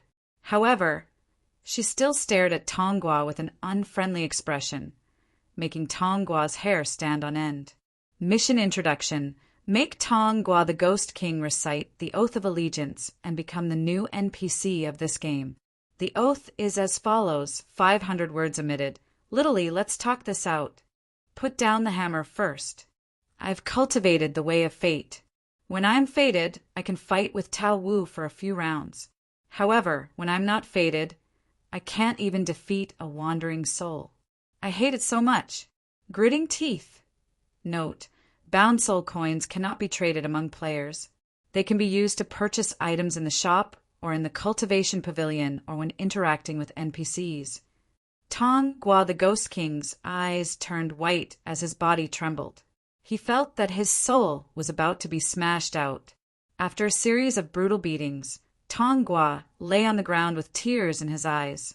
He felt that his life was hopeless. He never thought that he would have such a day. Special mission completed. 10,000 bound soul coins have been received. An epic level weapon will be made for the new NPC, Tongua the Ghost King, for free after he is born. Please wait. The sword suddenly slid down and slashed at Tongua with a whistling sound. Tongua closed his eyes in despair. Lu Zhan, who was pulled up, was dumbfounded at first. Tongua dusted himself off awkwardly and patted his shoulder. Boom! Are you going to recite it or not? It's too cold on the ground. Brother, stand up and talk. Big Goose, you're such a disgrace. You've brought shame to your Ghost King's name. He can be humiliated, but not killed. TSK, TSK, TSK. Bailey could not help but mock him. He snatched my snacks a few times because he was stronger than me. Bailey's eyes were filled with tears as she thought of the past. The 100-meter-long sword in her hand began to extend again. When he finished reciting the 500-word soul allegiance oath, Tongua looked up at the sky. He felt neither joy nor sorrow in his heart. He only felt that his life was a failure. It was so sad and miserable. Chapter 129. Upon hearing Tongua's explanation, Lu Wu and Bailey burst out laughing, while Tongua looked constipated. Don't laugh. If you cultivate the heavenly art of randomness to the extreme, you'll be qualified to become a god. Do you know how to become a god? The demonic god is so powerful. Bailey nodded with a look of understanding. She then waved her hand and a video appeared in the air. Tongua's shouting could be heard from the video. Crane can be humiliated, but not killed. You can beat me and humiliate me, but please don't. Tongua was speechless. Lu Wu was speechless. Can you delete it? Tongua asked angrily. No. Bailey answered without hesitation.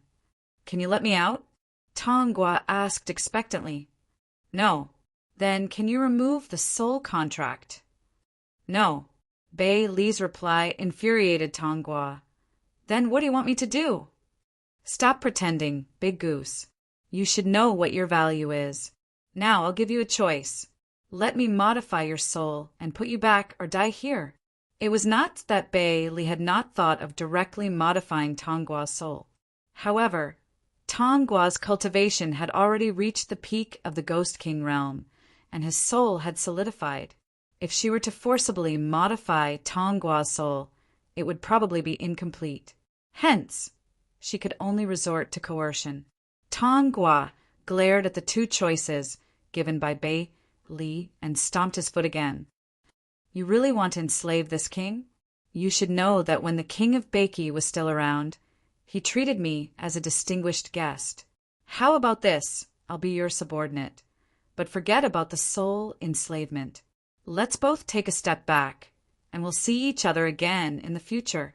The ability to modify souls was difficult, even for the gods, but Tongua was not confident at all. In Tongua's eyes, Bailey was very mysterious. She was weak, but she was highly valued by the king of Bakey. Under such circumstances, Tongua was really afraid that Bailey had such an ability. Do I look like I'm negotiating with you? The broadsword in Bailey's hand gradually took shape. I heard that crane meat is delicious. Lu Wu interrupted from the side. When it came to food, Bailey's eyes lit up, making Tongua's feathers stand on end. As the broadsword was slowly raised, the timid Tongua immediately began to beg for mercy. Stop, stop, stop. I agree, but you have to tell me what to do. Tongua's answer made Lu Wu and Bailey smile. You'll know soon enough. Open your soul and let the power of the divine artifact pour into your soul. As she spoke, Bailey focused her mind. The invisible energy emitted from the artifact instantly locked onto Tongua and surged into his body. Big Goose, stop struggling. You don't want your soul to be incomplete, do you? Bailey could not help but remind him while she was modifying Tongua. The goose was sprawled on the ground, staring blankly at the sky and the relic. It looked as if it had lost faith in the world and was trying to tell the goose to ignore it. After half an hour of remodeling, Bailey heaved a sigh of relief and said to Lu Wu happily, Woo, it's done! Lu Wu nodded and looked at Tong Gua, who was still lying on the ground. After the transformation was complete, Tong Gua flapped his wings and stood up slowly, but there was a hint of fear in his eyes. Little Li, you actually dared to go against the rules of the 3 dimensions and control the strength of the mortals in the mortal dimension. You're too daring. Do you know what will happen if you're found out? Tong Gua had now become an NPC in the game, just like the Wood Spirit Clan. His soul was engraved with the content of Battle Online and the reincarnation contract that he could not reveal the existence of the artifact, Lu Wu and Bei Li. Therefore, Lu Wu and Bei Li were not worried that Tong Gua would find out about this secret. You don't have to worry too much. You've already seen your mission panel. Just do your part. Since we dared to do it, we're not afraid of being found out, Bei Li said confidently. Tong Gua was terrified. He knew that if this matter was exposed, they would have to face the suppression of the immortal realm, and the end result would be the destruction of their souls. Looking at his NPC panel, Tong Gua felt as if he had been dragged into a pirate ship. Moreover, it was the kind of pirate ship that would not allow him to leave. NPC, Tong Gua, Master Blacksmith, the Ghost King of Beiqi's illusory land. After repentance, he voluntarily joined the Beiqi army, and is now the #1 blacksmith in Beiqi. NPC ability: complete Master Tong Gua's random missions, or provide materials and spend a high amount of soul coins to forge a custom-made epic level equipment. Note: provide king level and above spiritual materials to forge a legendary level equipment. NPC requirement: personal check, forge 5 pieces of epic level equipment or 1 piece of legendary level equipment per day. Failure to complete will result in obliteration. It can't be. 5 a day? Are you trying to tire me to death? If there's no business one day, I'll be dead for sure. Moreover, forging weapons of this quality requires soul cores. Where am I going to find so many soul cores? Bei Li chuckled when she heard that. She entered another message into Tong Gua's mind. Wow, soul power extraction, turning into soul coins. The player has a lot of soul coins. Tong Gua's lips curled into a smile. Will I get a bonus for forging equipment? The fear in Tong Gua's heart faded away. All that remained was his desire for soul power. He knew how precious soul power was, but he did not expect the artifact to have such an ability. It could directly extract the soul power of a dead creature and turn it into its own. Even though he had reached the peak of the Ghost King level, soul power was still very important to Tong Gua. It was an indispensable aid for him to continue to improve his strength. Bei Li glanced at Lu Wu and saw him nodding his head. She then said, the cost of forging an epic level weapon is set at 10,000 to 30,000 soul coins. You can take 200 soul coins as a bonus for each weapon you forge. Bei Li set the limit of 5 weapons a day to prevent Tong Gua from slacking off. Anyway, Lu Wu would provide the materials. Even if the weapons could not be sold, they could still be sold in the shop.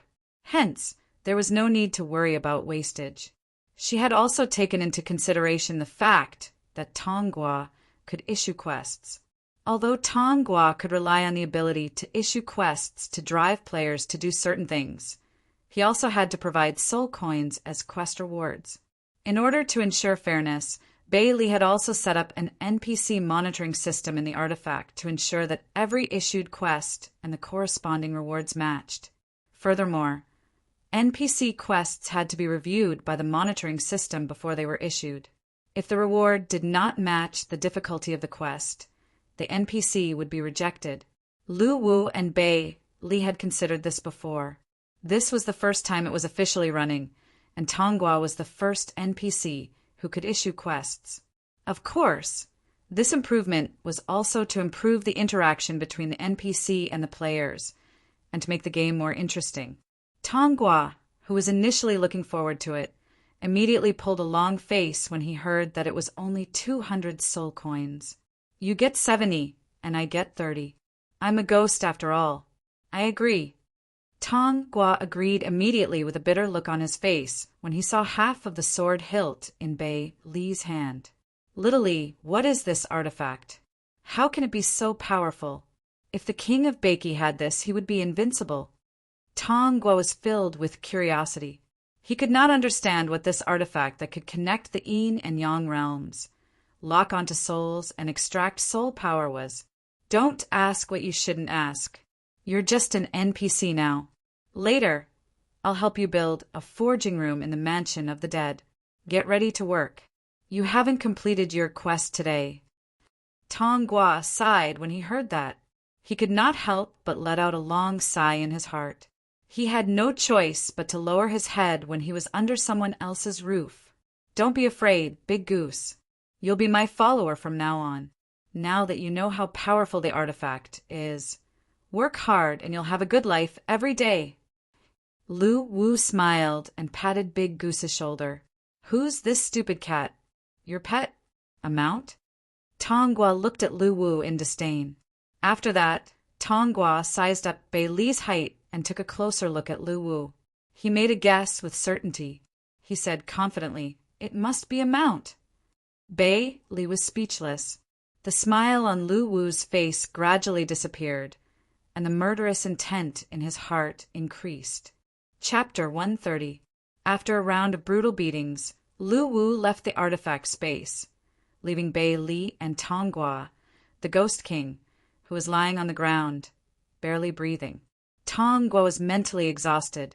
He had never been beaten up in his life, but he had been beaten up 3 times in just a few hours. 3 times. Bei Li looked at Tong Gua, who was crying silently, and chuckled. With a wave of her hand, she teleported Tong Gua to the mansion of the dead. In the afternoon, the players were surprised to find a new building in the center of the mansion of the dead. The plaque on the building read, Tong Gua's Forging Workshop. The appearance of a new function always aroused the curiosity of the players. Hence, many of them gathered in front of the forging workshop to see what new functions had been added to the game. As the players approached, the details of the forging workshop's functions appeared. Tong Gua's Forging Workshop. Function: Master Tong Gua's residence. Provide services to forge epic and legendary quality weapons, below level 100. The players were undoubtedly surprised to see the functions of the forging workshop. However, they soon realized that the door of the forging workshop could not be pushed open, which meant that they could not enter at all. At this moment, the players found a board hanging on the door and window of the forging workshop. There were a few lines of words written on it in a crooked manner. Rules of Tong Gua's Forging Workshop 1. I will open the door whenever I want. Don't knock on the door for no reason, or I will beat you to death. 2. Don't try to build a good impression with me. In my eyes, you are just a weak worm. You are not worthy of a relationship. 3. Don't appear in my sight if you don't have money. You can't afford it anyway. 4. After opening for business, greet Master Tong Gua as soon as you enter the room before asking what you want to do. 5. Don't make a bunch of requests or bargain when customizing a weapon. Master Tong Gua is a Ghost King after all. I'm already giving you face by not charging for meeting you. 6. Tong Gua reserves the right to interpret the above rules. No objection. It will be invalid even if you object. The players were stunned when they saw the rules of Tong Gua's Forging Workshop. Is it really okay for an NPC to be so capricious? A few players could not help but knock on the door. They wanted to see who this Master Tong Gua was. After banging for about 5 minutes, the door opened with a bang. Tong Gua walked out with his sleepy eyes and his legs splayed out. What's with the noise? Didn't you see the rules written on the board? Tong Gua slammed the board hanging by the window twice. Tong Gua's performance stunned the players. Previously, all the NPCs they met in the game treated them with respect. It was their first time seeing someone as arrogant as Tong Gua. What are you looking at? Have you never seen a celestial crane before?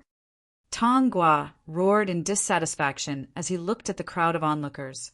Big Goose, I've completed my task. Hurry up and forge me an epic level weapon. A figure squeezed through the crowd and appeared in front of Tongua. As Tongua was about to curse, a notification from the artifact rang in his mind. Quest completed by Lu Zhan. Quest reward: 1 level 50 epic equipment, optional part. Tongua, who was about to throw a tantrum when he saw the notification of the mission reward, finally held it in. He raised his head and looked at Lu Zhan with a hint of resentment in his eyes. If it were not for Lu Zhan, he would not have been forced to become an NPC. More importantly, this brat had beaten him up before, yet he had to forge a custom-made weapon for him. Tongua felt sad. However, he could not resist the setting of the artifact, or else he would be obliterated. He could only obey it obediently. Get in here. After Lu Zhan entered the forging room, Tongua slammed the door shut again, leaving the players outside dumbfounded. On the third day after Tongua's appearance, a sticky post on the forum caught Lu Wu's attention. Assassin's Creed. Damn, can we kill such a shameless NPC? I can't hold it in anymore. Why does he look at me with disdain every time we meet on the road? Did I offend him? Peppa Boar. I wanted to forge a level 50 epic level weapon, but this bastard asked for 10,000 soul coins. Not only that, when I was about to leave, he even muttered, "Poor bastard." He pissed me off, furious. Invincible_loneliness. You guys are lucky. Do you know what happened to me? This big goose asked me to borrow soul coins, saying that he had spent all his soul coins and had no money to buy alcohol at the Wood Spirit clan. I really want to strangle him to death. _mammoth. Motherf *her, I saw this post too late. This bastard has already borrowed 300 soul coins from me. I really did lend it to him in order to make a good impression. I regret it so much. I want to ask him if he will return the money. Heartache.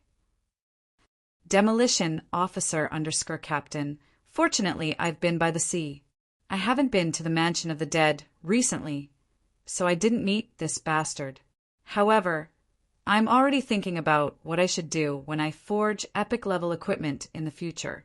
What a headache. Crayon _Shinchan. Tongua, you weak bugs seem to be talking about me. This is the first slap in the face. Picture of the big goose flapping its wings and slapping faces. Jean-Tien replied to Crayon, "Bastard, delete this picture." Crayon _Shinchan replied to Jean-Tien, "I won't delete it. It's already my meme pack. Bite me." Laughing emoji. Lu Wu did not know whether to laugh or cry at Tongua's behavior. However, he was once a ghost king. As long as he completed the task, Lu Wu would turn a blind eye. At this moment, the culprit, Tongua, was sitting by a cliff by the sea. He was enjoying the sea breeze and drinking wine. He looked drunk. I miss it. The wine brewed by the Wood Spirit clan is really delicious. Cheers, brothers. Tongua raised his glass as he spoke. Upon seeing this, the two people beside him also reached out their hands and clinked glasses with Tongua. Then, the three of them drank their wine in one gulp. Big brother, I can understand how you're feeling right now. It's really a painful thing to follow fate. Fate is AF * king bastard. Yi Chen, who was drunk, reached out and put his arm around Tongua's shoulder as he spoke. It's more than painful. Back then, I was recognized as the strongest ghost king in the land of Beiki. Look at me now, I've become a blacksmith. I feel so bitter. Tongua put his arm around Yi Chen's shoulder as he spoke. Their hearts resonated. You're my brother now. As your big brother, I can't treat you badly. Why don't you follow me and practice the heavenly law of fate? Hearing that, Yi Chen opened his eyes that were still blurry from drunkenness. The heavenly law of fate? Wouldn't it be more up to fate to practice it? I'm not learning it. Upon hearing this, Tongua glared at him. Brother, don't underestimate the heavenly law of fate. Once you've mastered it, you can become a god as powerful as the demonic god. Really? Yi Chen also widened his eyes. Why would I lie to you? From tomorrow onwards, I'll teach you the heavenly law of fate. Once you've mastered it, you'll be able to go anywhere. By then, you'll be able to show off as much as you want." Upon hearing the word show off, the figure on Tong Gua's left seemed a little emotional. Tong Gua and Yi Chen immediately turned to look at him. "Brother, what's wrong with you?" Lu Chai took a sip of wine, and a hint of regret appeared on his face. "It felt good to show off for a while, but after that, I can't even enter the instance dungeon anymore. My 2 months of hard work have all gone to waste." Tong Gua was speechless. Yi Chen was speechless. "Brother, you've paid a high price for showing off. My condolences." Tong Gua and Yi Chen reached out and patted Lu Chai's shoulder to comfort him. "By the way, brother Lu Chai, I heard that your fist technique is very powerful."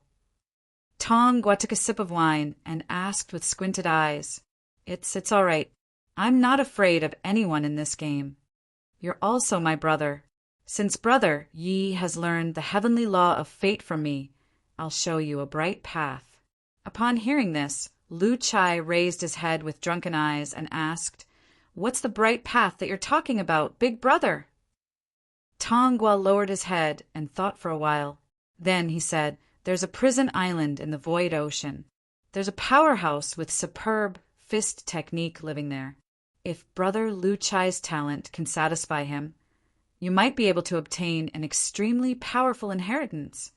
Upon hearing this, Lu Chai was a little tempted.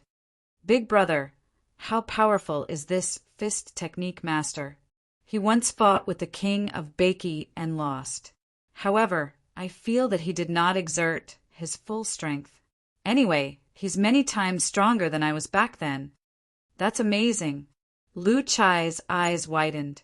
He knew that although Tong Gua looked weak, he was once a powerhouse at the peak of the Ghost King realm. "He's indeed powerful, but this person has a weird personality. I don't think he's a living being. He's more like a puppet that's been made. There's not a trace of soul power fluctuation in his body. Of course, he might be hiding it well.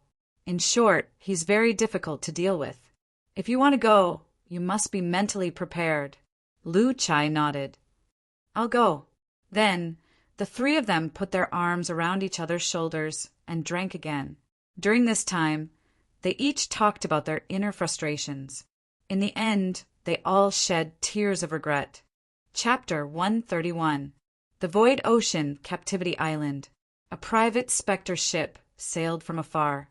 As it approached the coast, a figure jumped off the ship, turned around, and kept the specter ship. "It should be here." Lu Chai glanced at the map and murmured after confirming the coordinates. This island was completely different from the islands Lu Chai had been to before. The entire island looked bare, there were no trees, and the land was black. There were huge, carbonized stones everywhere, making it look very desolate. After looking around, Lu Chai's eyes were quickly attracted by a castle built with black stones at the top of the mountain. According to Tong Gua, the strange fist master seemed to be in this castle. Thinking of this, Lu Chai quickly walked toward the castle. This island was very strange. It looked lifeless, and there were no beasts along the way. Without any obstacles, Lu Chai easily arrived at the castle at the top of the mountain. The gate of the castle was open. When Lu Chai was about to step in, he found a skeleton sitting beside the gate. There were a few lines of words written on the top of the skeleton. Lu Chai could not understand these words. Fortunately, with the analyzing ability of the artifact, the words gradually became clear in the distortion. "One day I passed away. Those who loved me missed me deeply, and those who hated me danced. On the 3rd day after my death, my body was buried deep underground. Those who hated me laughed while looking at my grave, but those who loved me dared not look straight at it, tears rolling down their cheeks. 3 years later, my bones had decomposed, and my grave was weathered by the wind and rain. Those who hated me occasionally mentioned me after a meal, and those who loved me missed me with silent tears in the dead of night. 100 years later, my body was gone, and only my remains were left. Those who hated me only vaguely remembered my name, but had forgotten my face. Those who loved me deeply. When they thought of me, there was a brief silence, but everything was already a blur. 1,000 years later, my grave became a wasteland. Those who hated me had forgotten me, and those who loved me deeply had also lost their memories of me. To this world, I had completely become nothingness. I struggled all my life, but I could not take away a single blade of grass or a single tree. I was persistent all my life, but I could not take away a single bit of vanity or love. I wanted to cry, but I could not make a sound. I wanted to repent, but it was already too late. Love, hate, affection, and hatred were nothing in the face of death. In the blink of an eye, 10,000 years later, a handful of soil, Lu Chai felt an inexplicable pain in his heart when he saw the sentence. This line of text seemed to have a magical power. It infected Lu Chai's emotions through the text, as if there was a hoarse voice narrating his past. Looking at the skeleton, Lu Chai sighed. He then straightened his body and walked into the castle. But at this moment, a black light flashed in the skeleton's eyes. It suddenly disappeared from where it was and appeared in front of Lu Chai, scaring him. Hello, I'm here to look for someone." The skeleton did not speak. It just stared straight at Lu Chai as the black soul fire in its skull flickered weakly. This gave Lu Chai a headache. When he wanted to walk sideways, the skeleton blocked his way again. "He is already dead." A hoarse voice appeared in Lu Chai's mind. Lu Chai was stunned when he heard the voice. He asked subconsciously, "The Fist Master is dead?" The skeleton gently nodded. The news stunned Lu Chai on the spot. He had thought that he would gain something from this trip, but he did not expect that the Fist Master was already dead. Lu Chai raised his head to look at the castle again. He asked unwillingly, "Can I go in and have a look?" The skeleton did not answer this time. The soul fire in its skull surged, and it reached out to grab Lu Chai's right hand. Lu Chai's left hand suddenly hit the skeleton's jaw out of reflex. However, even though this punch hit the skeleton, it did not cause any damage. Instead, a bloody -3 appeared on top of his head. The heart of a powerhouse. What a good seedling. What heart of a powerhouse. "Let go of me." Lu Chai immediately roared when he felt the pain in his wrist. "Don't you want to learn boxing? I can teach you, but you have to promise me one thing." The skeleton's hoarse voice appeared in Lu Chai's mind again. "Didn't you say that he was dead?" Lu Chai was stunned. "Am I still alive?" Lu Chai was speechless. Lu Chai was speechless. He even felt that it made sense. It seemed that the guy in front of him was indeed dead, completely dead. "Are you the Fist Master, the powerhouse who once fought with the King of Baiki and was defeated?" The skeleton's soul fire flickered a few times, and then it nodded. Lu Chai was excited when he heard the skeleton's acknowledgement. He did not expect to get the inheritance so easily. "Come on, teach me. You haven't promised me anything." "I'll teach you if you promise me." Lu Chai was stunned. "What do you want me to promise you?" "To find Mu Zhiguang's lost memory." Mu Zhiguang? What does that mean? At this time, the soul fire in the skeleton's skull flickered, and then a piece of information appeared in Lu Chai's mind, allowing him to understand what Mu Zhiguang meant. From this vague information, Lu Chai knew that there used to be a top force in the Void Ocean, the Mu Tesi Nation. It was a powerful force that once ruled the entire Void Ocean during its peak. The source of this information came from a little boy who was locked up in a prison. His name was Mu Zhiguang, and he was born in the noblest family of the Mu Tesi Nation, the Crowned Scepter family. From a young age, he believed that the power of death was the most evil, and that mastering the power of death would cause one to fall. However, as he grew up, he realized that he was different from his clansmen. He actually possessed the most evil talent of death, which was not the power of the sea of his clan. This made him deeply anxious and fearful. He did not know if he would fall or even become an evil servant, and become a disgrace to his clan. Just as he thought, when his clansmen found out about his talent of death, they imprisoned him and even wanted to execute him. The following information was very vague or even fragmented. Lu Chai saw that the Mu Taisi nation and a powerful force of death from the deep sea were fighting.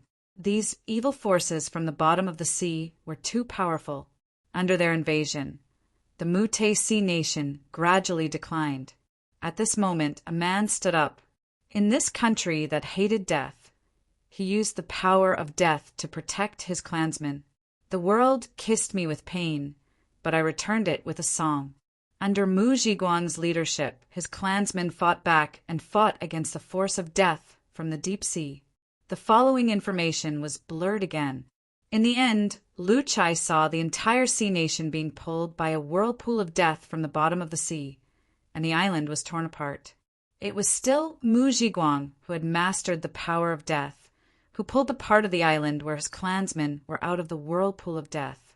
The entire Mu Taisi nation was torn apart as a result. A once glorious nation collapsed just like that. However, the tragedy was not over yet. Those clansmen who escaped from the whirlpool of death were infected by the power of death from the bottom of the sea. Their bodies began to rot, and they turned into zombies that lost their consciousness. Seeing this, Mu Zhiguang, who was powerless to save them, was undoubtedly sad. He had thought of killing them so that his clansmen would be free. However, this kind man could not bring himself to do it, and in the end he chose to imprison them. As his consciousness slowly recovered, Lu Chai lifted his head and looked at the castle. "Are they imprisoned here?" The skeleton shook its head. "This is just a spiritual sustenance that I built based on my memory. I don't know where they went. I only remember that my clansmen were imprisoned in this castle." As it spoke, the soul flame in the skeleton's eyes gradually dimmed.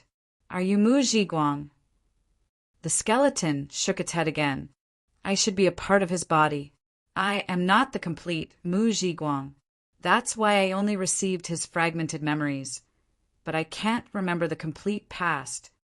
Hearing the skeleton's explanation, Lu Chai frowned. "What should I do? How can I find him?" Chapter 132. Just as I said, find the rest of Mu Zhiguang's body and retrieve his lost memories. Let me know the final answer. The skeleton's answer gave Lu Chai a headache. He was here to learn boxing, not to look for mutilated bodies. This was not in line with his original purpose. "Are you willing?" Legacy mission activated. Death Sun mission details. Find the remaining body parts of Mu Zhiguang mission reward. Unknown, do you wish to accept this quest? Boss, where do you want me to find it? At least give me some hints. It's immoral of you to issue a mission like this, Lu Chai said helplessly. The skeleton did not answer, but waited for Lu Chai's reply. All right. I'll find it, all right? Hurry up and teach me your fist technique. Upon hearing Lu Chai's agreement, the weak soul fire in the skeleton's mind flickered again. It then shook its head. The power of death in my body has been exhausted. I don't think I can exist for much longer. I can't pass on the fist intent to you. Lu Chai was stunned. Are you kidding me? The skeleton shook its head again. Suddenly, its body began to burn and turned into a mass of dark liquid. It quickly attached itself to Lu Chai's right arm. At that moment, a game notification appeared. Obtained incomplete inheritance. Death's Son, introduction of inheritance. Receive the power of the right arm of the Son of Death, Mu Zhiguang, owner's spirit. Inherited abilities. Obtain God's right arm, special passive. Master body of the dead, special passive. Master fist intent, right fist. Obtain death curse, special negative state. God's right arm, special passive. Skill introduction. Mu Zhiguang's right arm, transformed into a special arm after the power of death, was exhausted. Although there is no divine power left, there is still a strong power, residual consciousness inside. Skill attribute. Right arm has received a 100% increase in strength. Gain the special characteristic Indestructible Max. gain the special characteristic shattering LV3. Indestructible Max. The right arm has no durability consumption and cannot be destroyed by power below the level of a god. Shatter LV3. Using the god's right arm to collide with the enemy's weapon, there is a chance to damage the enemy's weapon. This effect is affected by the user's strength and the quality of the enemy's weapon. Body of the Dead special passive. Skill introduction. Death is not the end, but a new life. Skill attribute. After death, the user will transform into the undead body. All attributes reduced by 50% and continue to fight for 10 minutes. Cooldown time. 24 hours, fist intent, right fist, LV1. Skill introduction, a special ability derived from God's right arm skill ability. All fist skill damage increased by 20%. As the user has not comprehended the true meaning of fist intent, it can only be used with the right fist. Death curse special negative status. Curse details. A curse placed by Mu Zhiguang's right arm before its transformation. If it is unable to complete his instructions, the god's right arm will automatically shatter. Curse duration. You must obtain the next body part within 365 days, or you will fail the mission. Game notification, quest update, legacy mission, Death Sun mission details. Find Mu Zhiguang's body parts and obtain his complete memories. Mission reward. For every body part collected, you will receive part of Mu Zhiguang's inheritance. Note: total number of remains. Unable to obtain detailed information, Lu Chai was stunned for a few seconds when he saw the inherited attribute that he suddenly obtained. Grasping his right arm that was filled with power, he suddenly did not know whether to laugh or cry. He had actually obtained the power of inheritance so easily. However, what made him speechless was that although the mission was to find body parts, there were no mission instructions and he did not know where to find them. Moreover, if he did not complete the mission, the inheritance would disappear. This made Lu Chai very frustrated. It seemed like he could only ask Tonghua. Lu Chai helplessly raised his head and looked at the stone castle in front of him. After thinking for a while, he walked in. However, this time, no one could stop him. At the same time that Lu Chai obtained the inheritance, on the peak of the cliffs of desperation, the skull of the skeleton that was sitting cross-legged next to the pillar pagoda suddenly gave birth to a weak soul fire. After it opened and closed its mouth a few times, the soul fire was extinguished again. At the same time, in the wooden house on the mountainside, the white-haired old man who was dozing off suddenly opened his eyes. Oh, it's getting more and more lively. Even Mu Zhiguang's inheritance has appeared. TSK, TSK. Interesting, interesting. After saying that, the white-haired old man closed his eyes again. Soon, the house was filled with thunderous snores. Entering the castle, Lu Chai found that it was empty and there was nothing placed inside. Through the light refracted from the outside, he could see that there were many records of the Mu Tihai nation carved on the walls of the stone castle. Lu Chai, who was not interested in these things, was about to leave when he suddenly found a familiar figure on the left wall. He immediately approached the wall and looked at it carefully. The unshaven face, the burly figure, and the iconic chest hair. Isn't this the Sea King?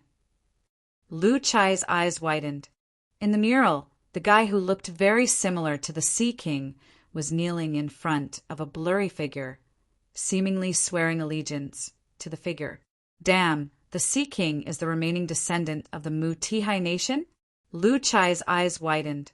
At this moment, a pair of blue eyes suddenly appeared on the figure of the Sea King on the mural. Who is calling me? Lu Chai was speechless. Who are you? Why are you calling me? Lu Chai was a little confused. He did not know how the image on the mural could be related to the Sea King. As for the Sea King, Lu Chai did not have a good impression of him after coming into contact with many sea races. Moreover, he knew that this person was definitely the enemy of the players. Naturally, he would not be polite to him. What's wrong? Can't I call you if I have nothing to do? How dare you? Who are you? And why do you have the special communication will of the Mu-Ti Nation? Not only do I have it, but do you see my right hand? I even have your ancestor in my hand. Lu Chai replied unceremoniously. Your King asking for it. Believe it or not, I'll slap you to death. Come on, if I don't see you in 5 seconds, you're a coward. The Sea King, blocked word, Lu Chai, blocked word. The two of them instantly started cursing each other from a distance. They cursed each other's friends, family, and their sleeping ancestor. While cursing, the Sea King suddenly froze. Then he became furious. You're the one who snatched my son of the sea? That's right. I snatched 2 of them and ate them all. They tasted so good that I even wanted to eat a 3rd one. Do you have more, Sea King? Send me another one to quench my thirst. The Sea King was furious. He did not expect the person in front of him to be the one who snatched his treasures. At this moment, the Sea King's body in the Crystal Palace was trembling slightly. His heart was boiling with anger. Then he slammed the table in front of him. Men, gather the army and follow me to battle. What the CK, are you serious? Don't even think about running away. I've already locked onto your position. Just wait for your death. Remember to bring the son of the sea when you come. Don't make me wait too long. Lu Chai said as he raised his middle finger. Then he waved his right arm forward and smacked the pair of blue eyes away.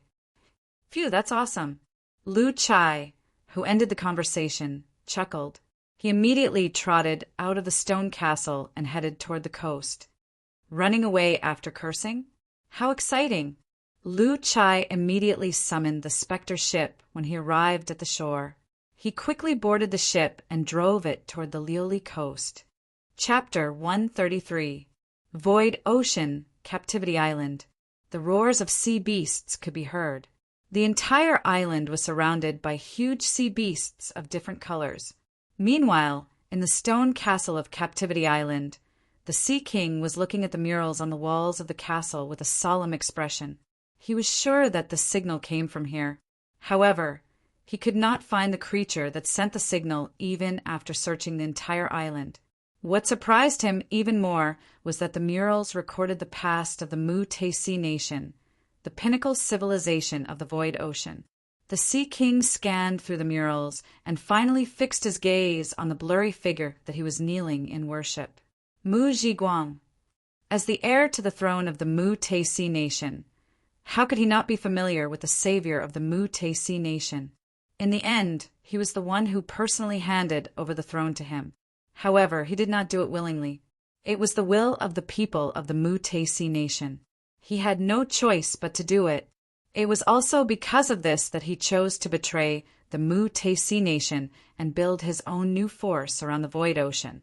After the Mu-Te Nation was destroyed, he quickly rose to power and became the current Sea King.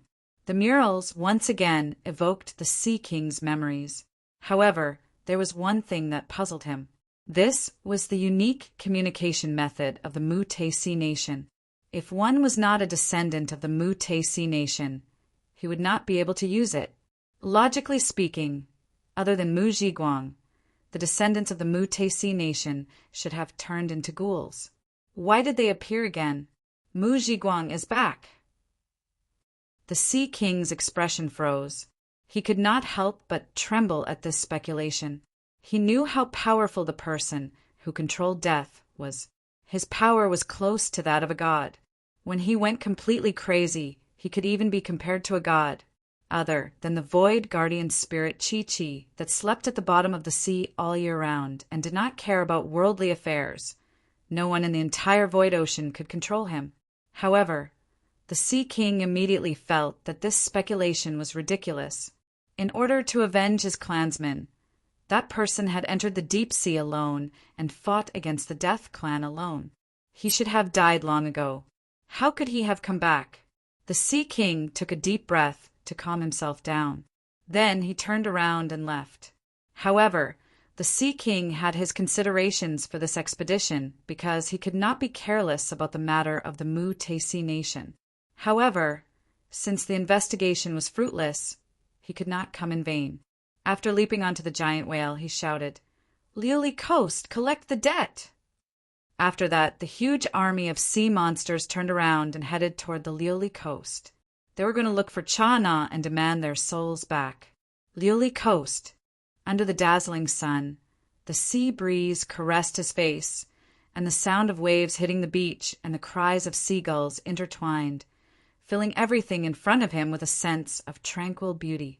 Many casual players even set up umbrellas, basking in the sun and drinking freshly squeezed fruit juices, enjoying the wonderful holiday life. At this moment, a huge wave suddenly rose from the sea in the distance, and it kept rising as it moved towards the shore. The silhouettes of countless sea beasts could be vaguely seen amidst the huge waves. The Sea King's army was approaching aggressively. The players on the coast were shocked when they saw the scene. However, the players had experienced being invaded before, so they were very efficient in summoning manpower this time. Some immediately went to the forum. Some went to the live stream with many viewers, and some started shouting in the regional channel.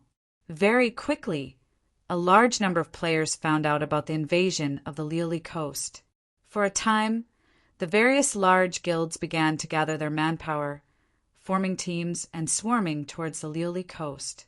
At the same time, Lu Wu and Bei Li, who had already noticed the Sea King's invasion, shifted their attention to the Lioli Coast. Cha-Na! The Sea King let out a deafening roar as he approached the Lioli Coast. This group attack without any blind spots caused the players on the coast to lose HP, and red words appeared above their heads. The players, who were already familiar with the Sea King's loud voice, immediately retreated and waited for the arrival of backup. The Sea King's roar was heard again. As he approached the Lioli Coast, the Sea King was a little confused. He had already roared 3 times. But why was Cha-Na not coming out yet? Was he hiding? The confused Sea King immediately leaped from the back of the giant whale and dashed towards Cha-Na's mansion. However, when he arrived at Cha-Na's Ghost King Palace, the Sea King was stunned. This was because there was a wooden sculpture standing in front of Cha-Na's Ghost King Palace. The sculpture was of Cha-Na lying on the ground and licking a pile of poop. Most importantly, the expression on the wooden sculpture of Cha-Na was brimming with happiness. The Sea King was dumbfounded. He had no idea what was going on. Did Cha-Na have such a hobby? Just as the Sea King was puzzled, a large number of people appeared in the surroundings. All of them were holding weapons and approaching. "Where's Cha-Na?" The Sea King frowned. "He's dead." Wu Gui, who was the leader, answered decisively. Dead. The Sea King was stunned. After glancing at the wooden sculpture again, he suddenly believed it. How did he die? "We beat him to death." The cruel kind, one of the players at the back said. "Who's in charge of Lioli District now?" "Of course it's us," the players said in unison. The Sea King spread his hands. "I don't care who's in charge of this place. Since Cha-Na is dead, then you guys will pay for his debt. The total is 200,000 soul coins. When are you going to pay? Are you crazy? 200,000 soul coins? Mother asterisk cur. Where's the 2nd Battalion commander? Bring out the Italian cannon. I'm going to blow him up. 200,000 soul coins? This isn't a lion asking for a lion's share, it's a lion's mouth. Where's Tongua? Hurry up and find him. Give him a double wing, rapid slap in the face as a warning. The players were discussing fervently. The Sea King's expression was getting worse. So you guys aren't going to pay? Of course, but can we pay in installments? Wu Gui took a step forward and said with a smile. Installments? The Sea King was stunned. It was the first time he had heard of this term. How are we going to pay in installments? We'll give you 1 soul coin a year. If it's 200,000, you'll be able to pay it off in 200,000 years. The players burst into laughter when they heard Wu Gui's words.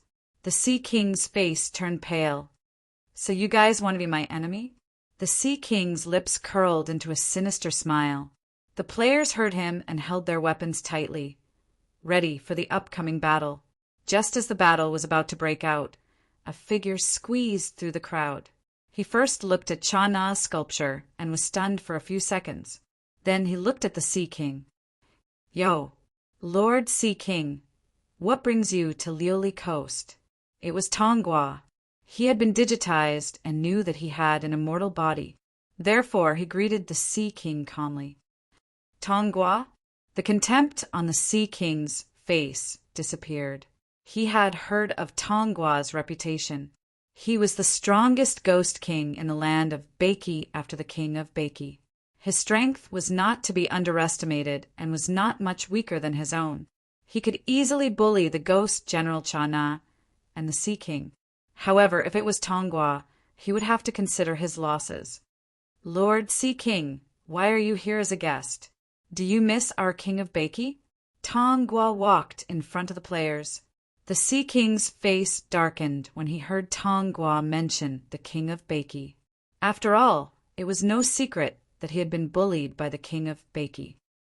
"Tongua, what do you mean?" "Nothing much. To tell you the truth, I've always found Cha Na an eyesore. A few days ago, I killed him along the way. Now, the entire Lioli district belongs to me. Sea King, you don't mind, do you?" "It belongs to you?" The Sea King was shocked and suddenly realized that if it was Tongua, he would be able to kill Cha Na easily. "That's right, it's already my territory." "Lord Sea King, don't tell me you want me to collect souls?" The Sea King's face showed a hint of hesitation when he heard the news. Although he was confident that he could defeat Tongua, both of their strengths were almost at the peak of the Ghost King realm. Even if he won, he would have to pay a heavy price. However, he felt embarrassed if he left just like that. Lu Wu and Bei Li, who were watching the scene, were worried for Tongua, who was acting tough. They were afraid that he would be exposed.